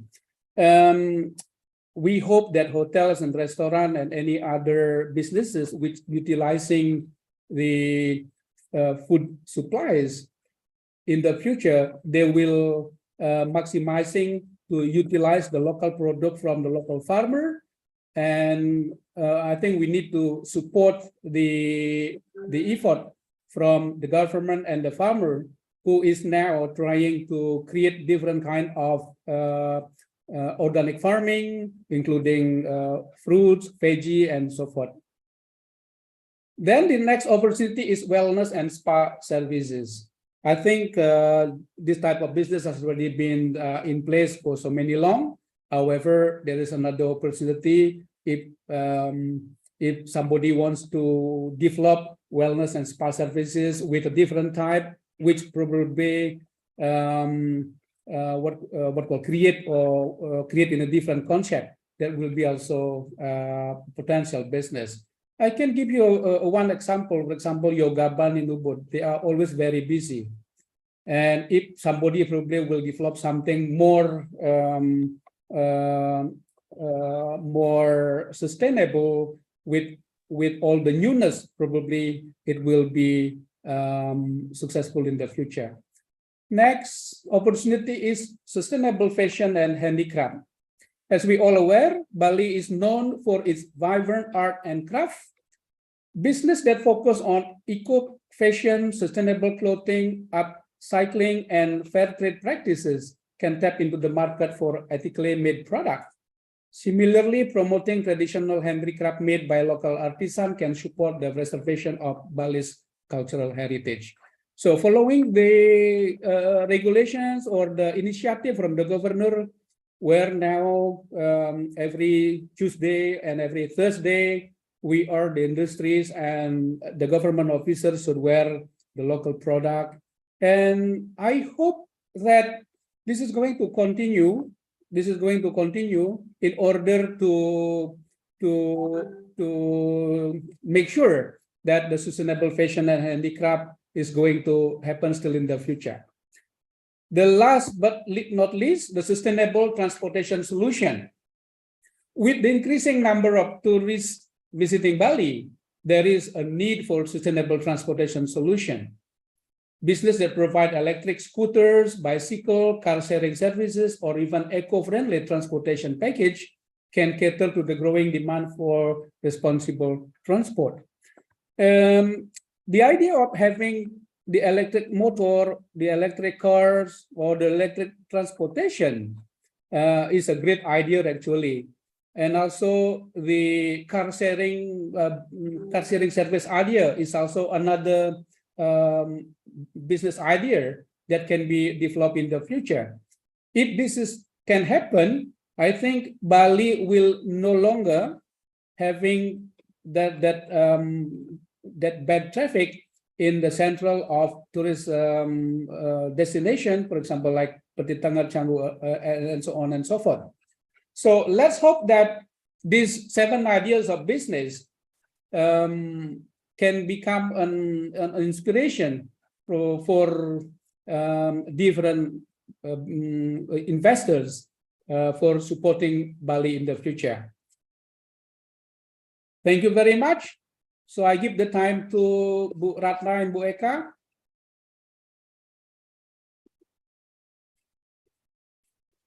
Bu Eka and Bu Ratna, time is yours.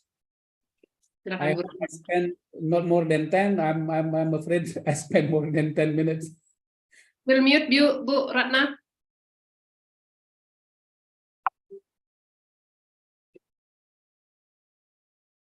I don't see Ratna, I think. Yeah.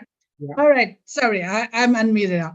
Okay, Pak Suditya, thank you very much for your presentation. And I think I agree with you with the eco-friendly accommodation. As I mentioned earlier, that after COVID, our guests would like to go back to nature or close to nature, and that's indeed that that we need to build that in the remote area. Like if you see Karangasem, Sidaman, it's a beautiful, the mountainous area, you know, very cool, and that's go along with the wellness tourism. As you mentioned, that every time in Ubud we have the yoga festival, it's always packed, it's always fully booked. And that's, of course, thanks to Julia Roberts, because the Eat, Pray, and Love movie, people coming back. Oh, can I do that? Can I do the Julia do, you know? So that's actually the motto promotion, but definitely agree with you. Yeah. Thank you again. And we'll come back to you later on in the question and answer session. Thank you. You're welcome. Thank you. Okay. Yeah, thank you. Okay, for the next speaker, we will have Mr. Mohammed Nalendra. So he is the co-founder of Wise Steps. Wise Step is a consulting, is a business management consultant and tourism destination with a global qualification who are here to meet the needs of the local governments, ministers, and also businesses in realizing responsible and sustainable destination. So what is actually maximize blue investment? So let's hear more from him. Pak Nalendra, silakan. Please, time is yours.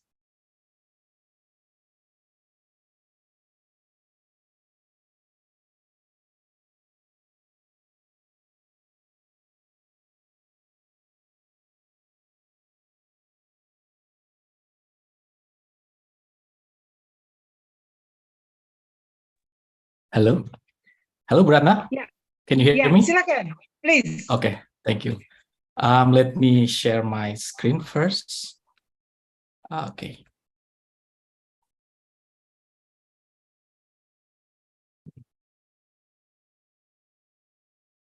I can find. Wait a second.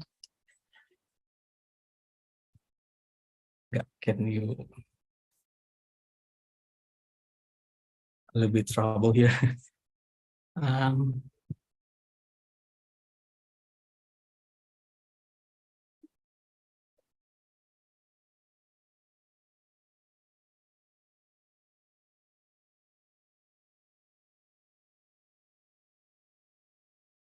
Okay, share.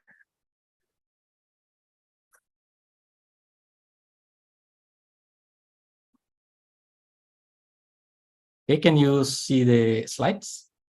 Yes, we can. Yep. Okay, thank you. Yes, we can. Sorry for the delay, sorry.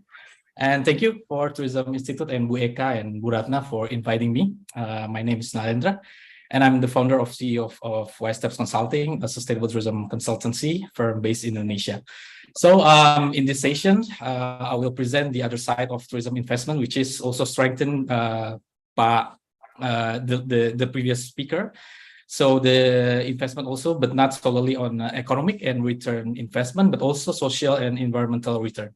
For example, how Bali as a destination can survive and become more resilient and become sustainable in the middle of triple planetary crises such as climate change, biodiversity loss, and pollution. So I will talk about blue investment in marine tourism as one of the blue economy sub-sectors. But before it, please allow me to introduce my company, Wise Steps Group. We are a social business enterprise, which originally established as a travel operator in 2017. And then in 2020, when the pandemic hit, we set up two new entities, Wise Steps Foundation, empowering local community. Our office is based in Lombok, and Wise Steps Consulting, based in Bandung. And our vision is to use the power of responsible tourism to transform the industry and the traveler's mind and local livelihood. And we as a group try to create an integrated approach to tackle the challenges at the destination and industry level. And Wise Steps Consulting works with the policymakers and DMOs, and also Wise Steps Travel provides a sustainable journey directly to the outbound market. And Wise Steps Foundation empower local community to enhance their well-being through responsible tourism. And so we try to use holistic approach to create integrated solution for tourism stakeholder. And also we are also official training partner of GSTC, Global Sustainable Tourism Council in Indonesia. So we conduct online training regularly for tourism stakeholder, including destinations, hotels, and travel agents to gain deeper understanding about sustainable tourism criteria. and how we can maximize our positive impacts and minimize the negative impacts by implementing 4 pillars of GSTC. So it is important for the industry to get deeper knowledge and become more sustainable. It is also related to the nowadays investor preference regarding ESG, or environmental, social, and governance. So I will talk about blue investment and what is blue economy and how possible investment within the sectors. And as we know, the first question before discussing more detail on the topics will be why blue investment, why tourism, right? And tourism has 2 massive force for goodness and also force for destruction. So if it's mismanaged, then it creates more adverse impacts than positive impacts. And as you can see in this model, there are both positive and negative impact within 3 aspects from the industry: social, environmental, and also economic. And related to the blue investment and green investment, the travel and tourism are responsible for 11% to the global emission. And the number quite significant to trigger triple planetary crisis, including climate change and also biodiversity loss. And when we talk about tourism in Bali, so the development of tourism will bring about potential environmental problems, including the loss of valuable habitats such as coral reefs, wetlands, and mangrove used for tourism infrastructure, and also a large consumption of resources, including locally available food and clean water sources, and pollution caused by the discharge of untreated sewage and large amount of solid waste. So if you see the picture, there are several coastal and marine areas in Bali, which is already hotspot and mass tourism destination. These areas can potentially bring environmental problem to the ocean and ultimately affect the acceleration of the climate change. For instance, Nusa Penida and sustainable tourism itself has been shown to be responsible for the degradation of coral reef. So in Indonesia, Indonesia is particularly vulnerable to the effects of climate change, such as increasing sea levels. It can increase the risk of hydrometeorological disasters, where around 80% of the total disaster that occur in Indonesia originate from climate change. So it is very important issues on our tourism industry. So the challenges of tackling climate change, there are 3: financial, incentive, and also regulation. More than 80% of the tourism value chain is created by SME, or a small medium enterprise. So that the role of SMEs are really important to fight climate change. So there are 3 main challenges for tourism SME to tackle the climate change. The first one, financial. So sustainable infrastructure and project are relatively high cost, right? And then long-term impacts involves many stakeholders and also high risk. It needs more green investment, blue investment, and financing program to support tourism industry implementing the infrastructure. And however, currently SMEs experience lack of direct finance and support by local banks or multilateral banks, because several causes of this are the cost of due diligence, and then insufficient collateral and credit history, and also less priority for SMEs when we talk about multilateral banks funding. And then incentive, also we need incentive from the government to shift and accelerate our business process towards sustainability. For example, the use of renewable energy. And then the third one should be the regulation, because this is also one of the challenges, because Indonesia with the autonomy government system is one of crucial, because national policy could not directly implement it in the regional level. Also, maybe we experience the silo effect. So between ministries and between government level, maybe we can experience like overlapping regulation. So our industry as an industry, maybe we can a little bit confused about it. So what is a green or blue economy? So we focus on the blue economy itself. Marine and coastal tourism is included in one of the blue economy subsectors. Coastal and ocean related tourism has many forms, including like diving, and then marine archaeology, surveying, cruises, and ecotourism, and also recreational fishing operation. So also coastal areas account for 80% of tourism, with beaches and coral reef being the most popular destination. So in the Bali context, now we're trying to rejuvenate from the pandemic. And as you may see in the figures, there's a top 3 biggest GRDP contribution for the sector in Bali. So accommodation is the largest. So the hospitality industry, maybe you may know, consumes a significant number of the groundwater. In fact, single room might use anywhere from 60,000 to 220,000 liters annually. And then tourists could spend 2 or 3 times waste than local community. But however, the allocation of renewable energy program is considered low. If you see in the right-hand side, if we compare to the potential of renewable energy in Bali. And we talk about investment opportunity. We can divide it into 5 categories or 5 elements of tourism, like accommodation and then amenities, activities, and etc. So based on the IFC and also ADB, we try to summarize the possible investment related to the blue economy. So there are focus area and then blue finance activities, possible investment, and then we related to the SDG goals. And as you can see that in terms of the focus area in pollution control, there are potentially we can invest in the blue finance activities. For example, in the solid waste management system and resources efficiency, circular economy, and wastewater management. So for example, about the plastic collection and recycle facilities, we can invest in the waste management facilities and then wastewater treatment to get more resilience in the destination. And then in the accommodation level, there are 2 aspects regarding the operation, like pollution and then natural resources conservation.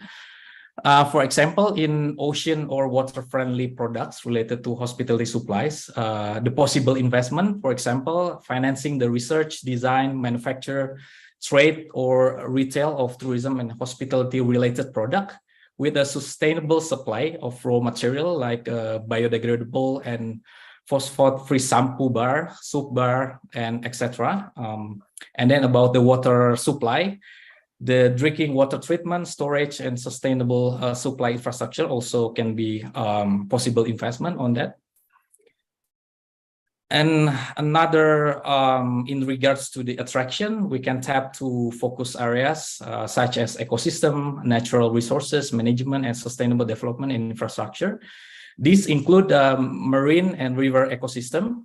We can invest in development of ecosystem in insurance products related to critical aquatic ecosystems such as coral reefs, mangrove, and wetlands, and investing in conserving, improving, and restoring marine and coastal ecosystem. And also we can invest in protect and restore marine protected areas. And regarding sustainable tourism services, there's also important to build a marine visitor center and then licensed certified sustainable tourism in the vicinity of marine conservation areas within less than 20 kilometers from the marine protected areas, MPA, right? And another focus area in the accessibility element, we can focus on the green port, establish more sustainable port. For example, investment to reduce maritime air and noise pollution, and investment in improvement of oil fuel spill prevention, risk safeguard, and recovery facilities. And then the third one, solid waste receiver facilities at ports and terminal for the collection of garbage. So Benoa part should be one of the example. We should put attention on how the port can be more green and sustainable port. And amenities, this should be related on the supply chain, especially for the seafood, like we can invest in the cold chain and storage for small and medium-sized fishing in area with sustainable fishing quotas. And then investment in fisheries, including investment in tuna and marine stewardship to get Marine Stewardship Council certification and etc. So after that, we have to know that type of investors. There are two in general: financial investors and corporate investors. And you can learn more about the kind of investor, because by deep knowledge about the investor, we can see their preference and how to target this kind of investor in our financing to our sustainable project. And if you want to learn more, we can put the resources here. And if you want to get more information and get this presentation, you can contact me and in a website and also in my email. Thank you so much, and pardon me for the late. Thank you. Thank you, Pak Nalendra. What a great insight. Yeah, I agree with you actually, especially on tuna, Pak, because Bali, we used to export so many tuna to Japan, and hopefully it will come back soon. All right, thank you very much. Okay, distinguished listeners, the next speaker will be Professor Wolfgang Arid. He's the CEO of China Outbound Tourism Research Institute, Germany. So Professor Dr. Wolfgang has 45 years work across Chinese travel market. His career includes 20 years as Stern Professor of International Tourism Management and as CEO of China Outbound Tourism Research Institute, or COTRI, based in Hamburg, Germany, providing training and consulting for companies and organizations worldwide. He recently added the meaningful tourism paradigm to the toolbox for the successful and sustainable development of tourism for Chinese and other source markets. So, Dr. Wolfgang, please, time is yours. Okay, thank you very much, Ratna, for your kind invitation. And let's see if I can share my slides with you. I hope you can see that. Yes. Okay, so well, we have been talking about a lot about investment in general and visitors in general. So maybe let us focus a bit more on one important source market, and of course it's China. And so our topic today is investment, and it's very important because the investors are also one part of the process, which is deciding what kind of visitors you get. So, and that's why I called my little presentation, and I will try to keep time more or less attracting the right Chinese investors to get the right Chinese travelers to Bali. So yes, already I have been very kindly introduced, so I don't have to say more that I've been working a long time with China.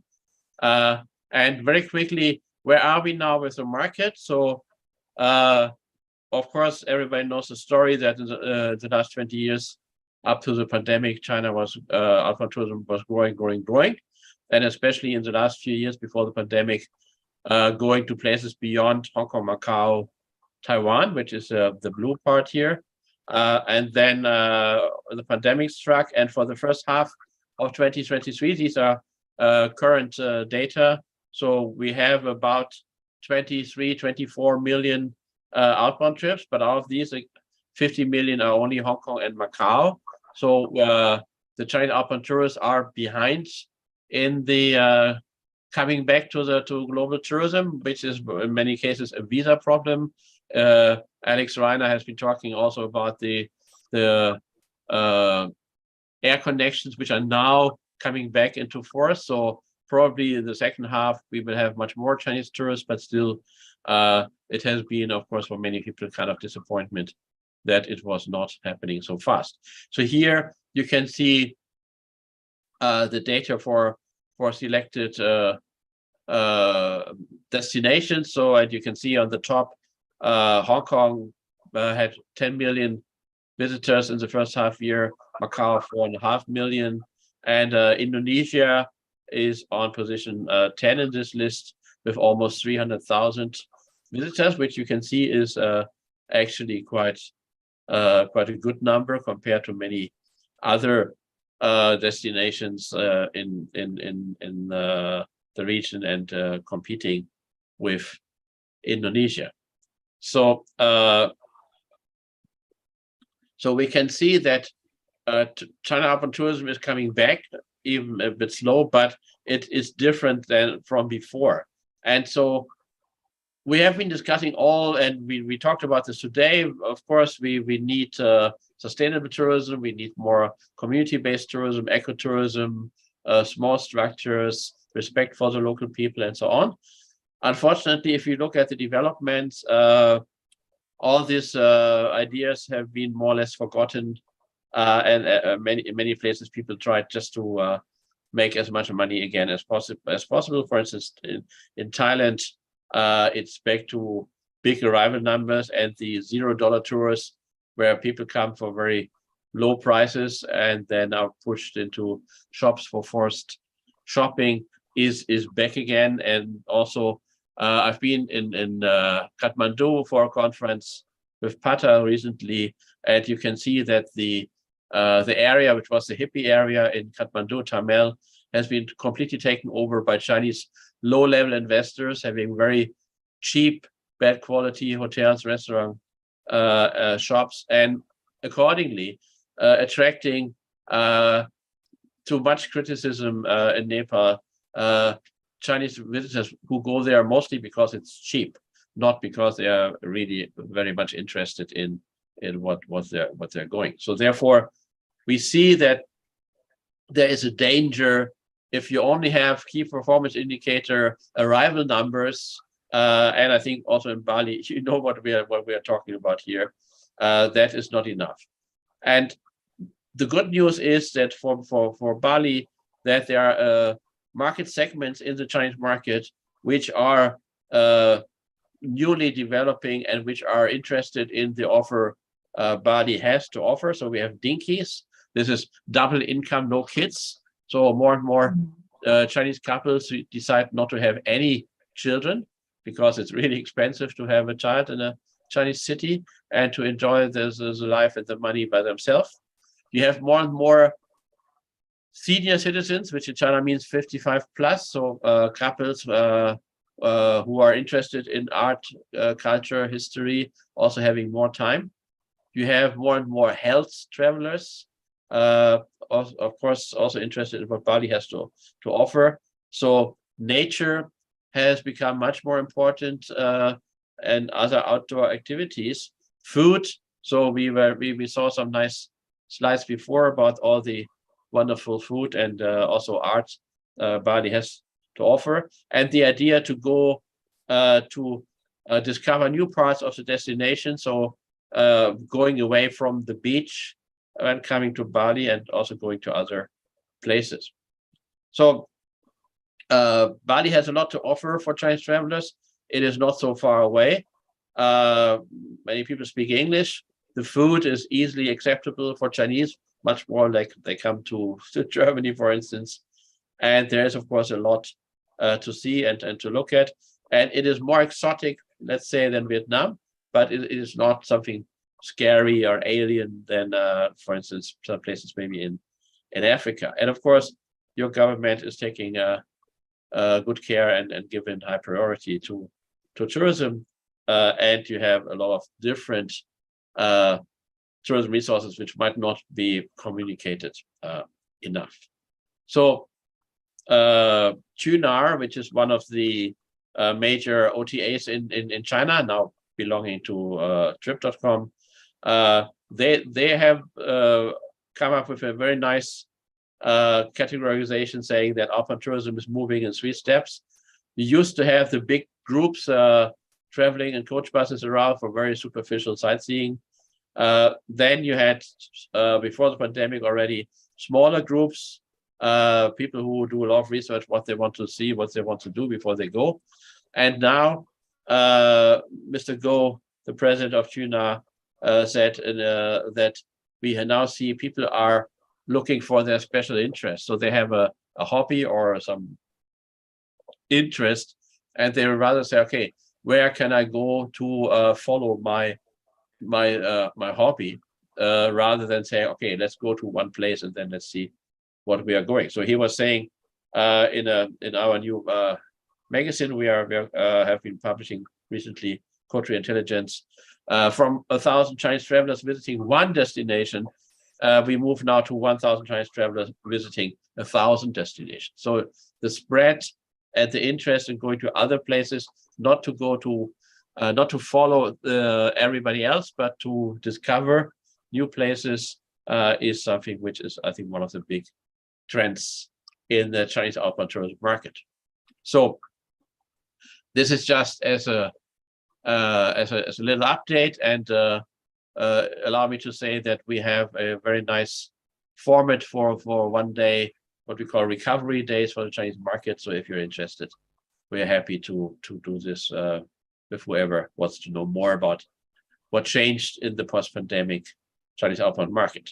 But today we're talking about investors. So we also can see that this also has changed from previous times. So there's a renewed interest in Chinese investors in foreign direct investment in tourism and hospitality. We had a big surge of such investment in 2015, 2016, but after that, the numbers went rather down. But now this is renewed for a couple of reasons I quickly want to go through. One is, of course, well, if you read the news, you have seen that the Chinese economy is not in such a robust situation as it was before the pandemic. So the GDP growth numbers are going down. The import and export numbers were minus double-digit percentages for July, which was recently reported. So you see people investing, and one reason is that they think the pandemic has developed, had been a bad development for many places, so they go for bargain hunting. So trying to find, with less investment opportunities inside China, so they will try to find some good offers outside. The second thing is that many of the very rich Chinese people, of the high net worth individuals, are looking for ways to transfer capital out of China. This, which is not as easy as it used to be, but there is, for many people, a high level of uncertainty, of anxiety. How will China's economy and China's society develop further? You may have heard that officially 21% of Chinese urban youth are unemployed, and some experts say that the real number might be even higher, so that the young people who finish university this summer, 11 million, maybe 1 or 2 million or 3 million of them find a good job according to their qualification. So that is something where some Chinese people say, well, let's get out of here. And we saw the news, I think, yesterday, that the richest woman in China just donated $800 million to a NGO in Hong Kong, which is run by her sister. So she is one of the owners of the real estate companies. And of course, in China, real estate market has big problems. Another reason is also that the big tour operators are also interested to invest, because they see that there are big changes in the customer demand, so that the traditional tour operators are losing more and more business to OTAs like Trip.com, or to experienced travelers who organize travel by themselves. So, and you can see that for Generation Y, so these are people who are now in their 30s and 40s, already 40% or so of them are using online travel markets, so not using traditional tour operators anymore. And also the numbers you can see, which are reported for the first half of 23, the vast majority of travelers is not traveling in a big group with a fixed itinerary, with a tour guide, but they are buying maybe their flight and the hotel bookings, but other than that, they are traveling by themselves. And the last point I want to make is, I think that's also very interesting, that in the last years in China, domestic tourism has developed a lot because all the Chinese travelers had to stay for 3 years inside China, and you can see that there's a much higher level of technology and digitalization. So if you travel in China, you see all this stuff, like on the left-hand side, this photo, in many hotels, in normal restaurants, you have robots as waiters, or helping the waiters carrying all the stuff. Or the other photo, this is a hotel where there's nobody in the hotel. It's fully automatic, and you have face recognition, so you book before, and your the face from your ID card is checked with the face you're showing to the camera, so that you have this. You have underwater hotels, a couple of them in China, where you have part of the hotel building is actually underwater, and so you can see the fish swimming in front of your hotel room. And even you have hotels, especially for gamers, where they have all the most modern gaming facilities to play video games. So, and a lot more of that. So that this is something, especially for younger Chinese people, what they are expecting from a hotel, that you have, for instance, the key is a QR code on your smartphone. You don't have a physical key anymore, and things like that. So this is also something where Chinese investors see, if they create hotels with such services, then especially for Gen Z people, they will be very much interested to stay in that places.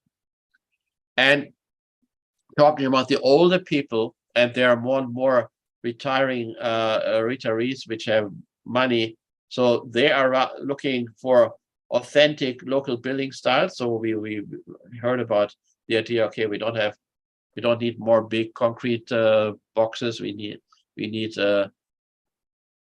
hotels where you can see where you are, which are connected to the local culture. And a lot of this is combining also learning with local culture, gastronomy, flora, fauna, whatever. So this photo, this is not Bali, obviously. This is a ship going to Antarctica. And this is a company doing this also specifically for Chinese customers, and where you have real professors of biology or geology from China giving lectures. And I know the general manager, and he said, well, the majority of their customers have a PhD and are really very deeply interested, paying $15,000, $18,000 US for a trip.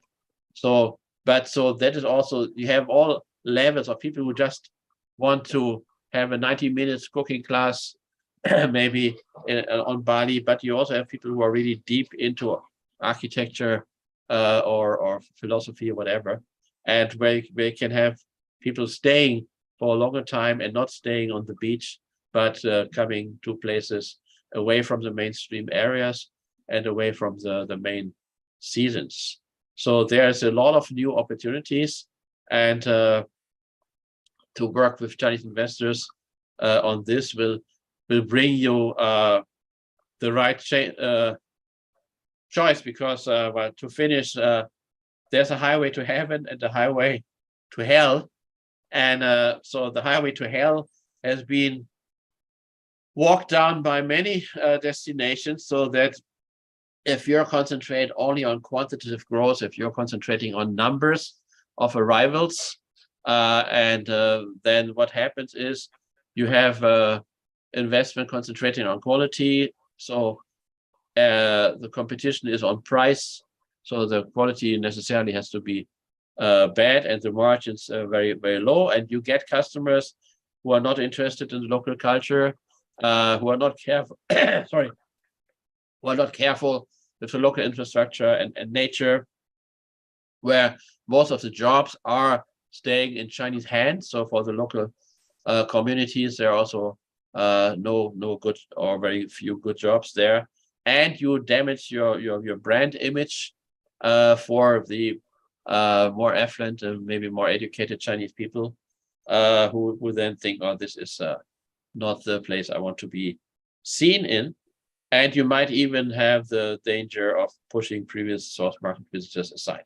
So I think in Bali, you had some of this experience already in the past, and so there is no point in doing this again.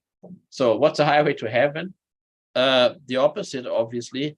So if you want to attract private high net worth individuals and investment and company investment, then that will have to be some examples I've just been showing, having special offers, original offers, unique offers, where you can ask for a higher price, where people stay longer, you have a better margin, and you get people who are really interested in Bali culture and the situation there, where more money is trickling down to the local communities, more jobs on a management level for the local community, and the brand image for the Chinese and for other markets is increasing. So I think this is something where today we heard a lot of arguments in favor of this and what already has been doing. And I think this is something we call this meaningful tourism approach. This is a way where you can really get the right investors, and from this getting the right Chinese tourists by having KPIs not only for arrival numbers, but KPIs for all the stakeholders involved in tourism. So maybe if you allow me just to say, we published also a nice little book on 88 practical ways to prepare for the new way for China visitors, if you're interested. But with that, thank you very much for your attention. And of course, if you have any further questions, happy to answer any questions you have. Thank you very much. All right. Thank you very much, Professor Wolfgang. Wow, what an insight. I like the word KPI, but for me, KPI is keep people interested. Anyway, thank you very much. All right, so ladies and gentlemen, we already actually run out of time. We would like to conclude our seminar, our webinar by 5:30, but however, we have the last speaker on today's webinar. That will be Mr. Jürgen Steinmetz. Yeah, he will be introducing WTN World Tourism Network Summit later on. But Jürgen has continuously worked in the travel and tourism industry since he was a teenager in Germany back in 1979. Wow, beginning as a travel agent up through today as a publisher of the eTurbo News, ETN, which I read every week, one of the world's most influential and most read travel and tourism publication. He is also the chairman of ICTP and CEO of New York-based Travel Marketing Network. Mr. Jürgen, please, time is yours. Sorry, I switched to my phone here. Thank you very much, because I'm able actually to live stream this on our platform on eTurbo News as well, but I needed my computer, so that's why you see me twice here. All right. Okay, so we please. get more people. But thank you very much. And it's always a challenge to talk last, because everything was already said, and it was quite fascinating to reach out to everyone. And I agree, we do need this flight back from Los Angeles to Honolulu to Bali. At that time when it flew, my company was specialized in selling trips to Bali. We had 48 seats on every aircraft going this way, and this was the best business, most money-making business I ever did, and the most fun business I ever did. But it's not only about my business. If you really look at the American market, and if you look at the numbers presented by Amadeus, and also what Wolfgang had been saying, you kind of get the sense that the American market is overlooked. The demand is there. People just simply don't know how to get there in a reasonable way. And it's not only the money, it is the time involved to get to Indonesia and to Bali. Direct flights, sometimes may not be all these money makers. And I know Garuda had this discussion way back, but investing into a direct air link, I think, to the United States would be the smartest thing any airline from Indonesia could do. And the government should support, because even if there is no profit directly in this air link itself, the profit will come in with visitors that are more interested. Since you're going long haul, you're not going to get the same visitors we get in Florida and we get in Hawaii. Of course, tourism is a business. We all don't need to forget this. Most people that travel, they don't travel for culture. They don't really care about the destination, but they go where it's fun to go and where they think it's something they haven't seen. But it's not all about being a responsible tourist. So knowing this, I think a destination can do a lot to guide these tourists to go where they should be going. Like in Hawaii, it's Waikiki. Maybe in Bali, it's Kuta and Legian, the area that is well known for also party tourism. But responsible tourism is important, and you have to look at the right audience. When I look back in the year 2000, 1999, 2000, 2001, when I was active in Bali, I remember there was, and I'm not going to say any names here, but there was a hotel and an operator in Bali who's still there, who was concentrated on the Russian market. He organized charter flights to come in nonstop from Moscow to Bali at the time, and the plane stood at Denpasar airport. It didn't go anywhere. And I was asking, I mean, you really cannot make money to do this. You could fill your hotel, and it was all about really one hotel group, if you had flights going back and forth. And the response was, well, we cannot do this because they destroy my bar and they destroy our rooms every time they come. But we're making so much money on the Russians. So we have a crew here, and they come the other week and they build everything up. Well, are these the tourists we want? These are not the tourists that are going to go on a cultural way. Now look at the Germans, look at the Europeans. Germans stay longer. Germans are, for the most part, responsible tourists. And Germans are coming to see something and to experience something. Maybe that's a market to go after. Again, no direct flights. The US market are tourists that stay a relatively short time. They don't travel that much. But if they go this long distance, most likely, and I can see this from when I sold Bali, these are tourists, they spend money. They spend a lot of money in a short time. And they are interested not necessarily just in the party aspect. So while I'm saying this, our organization, the World Tourism Network, is looking forward to having our executive summit in Bali the end of September. And we hope everyone who's here on our group and anyone else, you can spread the word, is going to be part of it. You can go to time2023.com and sign up. But we're going to be talking exactly about this. We're going to be talking about SMEs, the small and medium-sized businesses in the world, because that is what our organization is all about. It's all about SMEs, and SMEs need to be understood. If you look again at the US market, the most powerful tour operators are usually large businesses. They produce a lot of travelers, but travelers usually don't necessarily book anymore and go to travel agents for routine travel. But they do go to travel agents when they're completely lost or when they're looking for something special. And there's the opportunity again for the SME, small business travel agencies, to put their own packages together and actually deal with the people no one else wants to deal with the small and medium-sized businesses the lady from Asita mentioned before, that are actually looking for business. Because in dealing from SME to SME would generate a more quality product in many ways, and it's more money-making for the travel agents and the small tour operator putting this together. So this is really what our organization is about, to help SMEs, to help this market, what's a classical market for Bali, to strive and to be understood. And there comes, of course, the responsibility, has to come from the public sector. And we mentioned earlier village tourism, but people not just going to go to villages on their own. So it needs this guidance. Yes, it needs the investments for them to compete. And one last thing, I didn't really look at the time here. We all have a chance now after COVID to rebuild tourism the way tourism should be.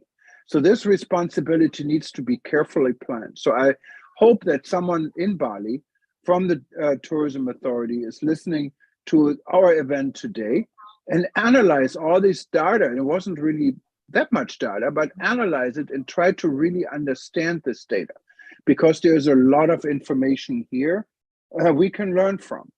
Tourism is also a very resilient business. And what we do at our event in Bali, we're going to bring the Honorable Edmund Bartley from Jamaica who started the Global Tourism Resilience Center, and also is the man behind the United Nations now calling a Tourism Resilience Day. And what better destination in the world when it comes to resilience is Bali?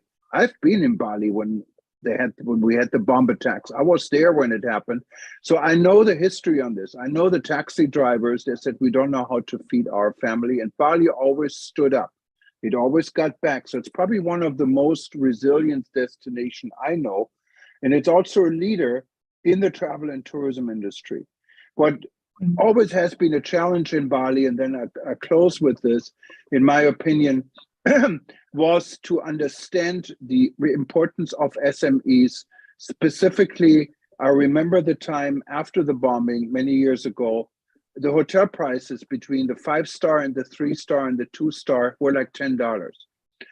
American travelers, European travelers, I'm not going to want to save $10 to stay in a small hotel. A lot of these guys went bankrupt.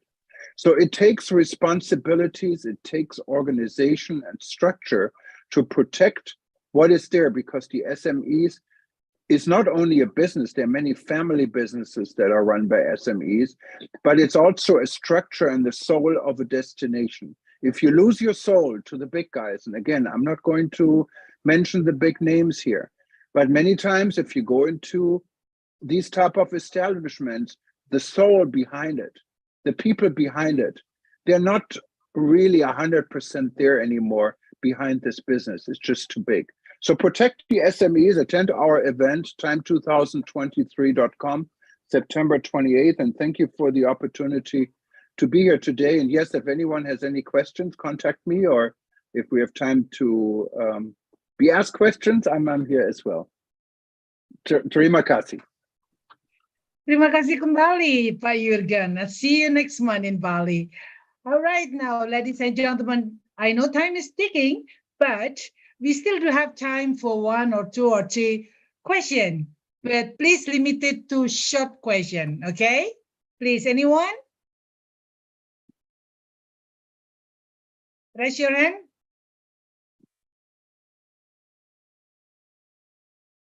No? I All think right, then. the gentleman from Dubai, he already left. He had a few questions, but they can always mail us. So I don't know if any speakers want to add something more. Anybody, any comments?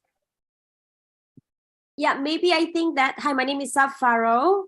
I'm in Impact Sustainable Tourism as well as events in Bali, Indonesia. So I'm actually in the sustainability sector in the realm of real estate investments, impact investments to be exact. Let me turn on my camera, yeah? Hang on, to introduce myself. I've been waiting for this moment actually. Hang on, okay? Yeah. Okay, right. I'm actually a big follower of Mangku Kandia, and I've known him for a long time, and I really respect his work. Let me turn on my camera. And through his advocacy that I got to know you guys. Hi, everyone. So my questions, so So I mean, these sustainable fashion, sustainable events. I mean, also doing social impact, meaning my social impact retailer gives part of our earnings to indigenous villages, eco villages, Balinese community runs, like healthcare, especially in the mountains, and to few advocacies as well. I also do some kind of UN research work in circular economy. So the publication will be in the next quarter in 2024. And I'll let you all know. My questions are for today, right? It's participatory sustainable tourism, meaning I have a couple of investment projects, impact projects ready, initiatives ready to launch in the realm of eco-diversity villages in Papua, and also sustainable real estate. How and who shall I contact? As well as also mental health, spiritual programs, collaborating with Pak Mangku, because he's my Mangku that I've been doing a lot of healing with as well for the past few years. So how do I integrate my programs with you guys? Is there a way? Thank you. You're welcome. Maybe Dr. Eka, would you like to reply? Well, I think we have a source person, speakers here. There are Dr. Mangku Kandya, and then for Wise Step, who can answer this question. Perfect. Yeah. Let Nalendra to answer it. Apa pertanyaannya? Apa pertanyaannya Vero? Apa pertanyaannya Vero, Maka? Sorry, can I hear? Because I'm at the airport. What the question, Vero? Pak enggak dengar ya tadi. Because I'm so noisy here at the airport. Where are you now? It's already boarding, Pak Kandya. Yeah. So I would like to go to the airplane. Asking about the tourism village and the sustainable tourism. I'm supposed to go to your house, Pak Mangku. Oh, yeah, sure. Come tomorrow. I'll be at home this evening. Tomorrow I can't. I will bring some people to you for in the next few days. I'll bring people. All right. To days as well. Chat me, yeah. Yeah. Leave a message. Is there anybody else in terms of sustainable? Maybe the other friends would like to answer from Faro, please. I'm talking about mostly about sustainable real estate as well as responsible tourism initiatives, investments. Is there somebody that could answer me? Yeah. Okay, the other speakers, please help me. Thank you. Maybe Jürgen can say something.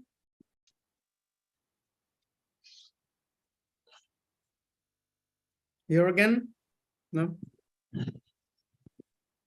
How about if let's say we can connect? What I'm trying to say is that is there a driver here, like maybe numbers or initiatives, or someone can leave their contacts so the link in, we can link or have also a meetup session in Bali as a group. Is there such things? Okay, Ms. Ratna, do you want to say something about that question? Maybe? And also, I see the gentleman from Dubai is back here. Maybe he has also the last question, and then we can close then. Yeah. Well, thank you, Pharaoh. Well, actually, this is the G2G and also the investor related, and you just send us an email. What is actually your program on your sustainability, and then we can direct it to the for the well-connected people. Perfect. So that you have the right answer. So yeah. Mostly, I should direct all my questions to the Institute of Tourism then. Yes, you may go to our website that and then you can plus the remark there. So that's the institutetourism.com. So that the details and email access that you can contact it to that institutetourism.com. Yeah, and then we will relay all the messages. That's all right. Thank you, Val. Thank you, everyone. Bless you all. All right. Good question, Dada. Thank you, Pharaoh. See you soon in my house. Yeah, I'll do that. Bye. Yeah. So the Okay. question I had was the biggest issue we are seeing in Bali is traffic. So if you look at the time taken from Denpasar to Kuta or Denpasar to Ubud, it's 1.5 hours, and this is not sustainable in a way. So when we were talking to the government said that we are moving on developing toll roads. So what is the current project is called Menggawi to Gilimanuk toll. So Paramount just announced the biggest theme park in Bali. They're saying they're starting. It's also in west of Bali. So we're seeing a lot of development coming up in west of Bali, and we got investors who want to invest in Tabanan in that area. So what is the progress of the project? How early can we see the projects becoming fruitful? Well, as far as I know, it's still ongoing. So mainly because there are a few steps from Mengwi to Gilimanuk, but I know that our government is speeding up because the supposed to be finished by Q3 in 2024. So hopefully, I know Paramount is coming up. Paramount is the groundbreaking, and that will be also become one of the Bali icon in the northwest of Bali Island. Yeah, it's in Jimbaran, I think so, right? Yes, in Jimbrana. Yeah, so the projects you. are on track. That's a question. Okay. Yes, yes, it's on track. It's on track. Thank you. Dr. Eka, would you like to add? Yeah, I think it's the same answer that already give by Mrs. Ratna, and we have a project in Jembrana during the Hollywood, and then also the toll from the Pasak to Jembrana, and then I think our Ministry of Transportation already arranged about the project this year and next 2 years ahead. Thank you. Yeah. All right, then. So I think, ladies and gentlemen, distinguished speakers and all the participants, it was such a fruitful talk, a lot of insights from our speakers. So thank you very much. Hopefully that we can tap from them what we can do best for Bali. So, but if you have any other questions, concerns, or opinions, you may go direct to institutetourism.com, and from there, we will direct you to whatever is necessary. So rather than this great panel discussion today, and the closing statement will be delivered by Director of the Institute of Tourism, Dr. Reza Sultani. Time is yours. Thank you very much. Thank you so much. It was a great webinar. We learned a lot. And actually, the last word is for our chairwoman, Dr. Eka, that she's going to conclude. I just want to say thank you so much also, Ratna, for your great moderation and all the speakers. I see also still Jürgen here. Thank you so much, Jürgen, and sorry for being so must wait so long time. So we look forward also to your event in Bali. I hope it will be successful, and it will be. So Dr. Eka, please, maybe you do the conclusion, and thank you so much. Okay. Thank you. Dr. Eka? Yeah. Thanks, Dr. Reza. I think I would like to say thanks for sharing with us, for the speakers, for the insight. We hope that this event gives inspiration to all of us. We are from Bali. Are very welcome you come to our Bali, the island of God with thousands of its culture. And it has been our pleasure to host this event. We look forward to seeing you at the next webinar. And I wish you all a pleasant day, and we hope to see you in Bali. Thank you. Bye-bye. Thank you. Bye-bye. Thank you. All. Bye. Thank you. Thank you. Thanks for hosting the event. I'll have a nice evening. Thank you. Have a nice evening.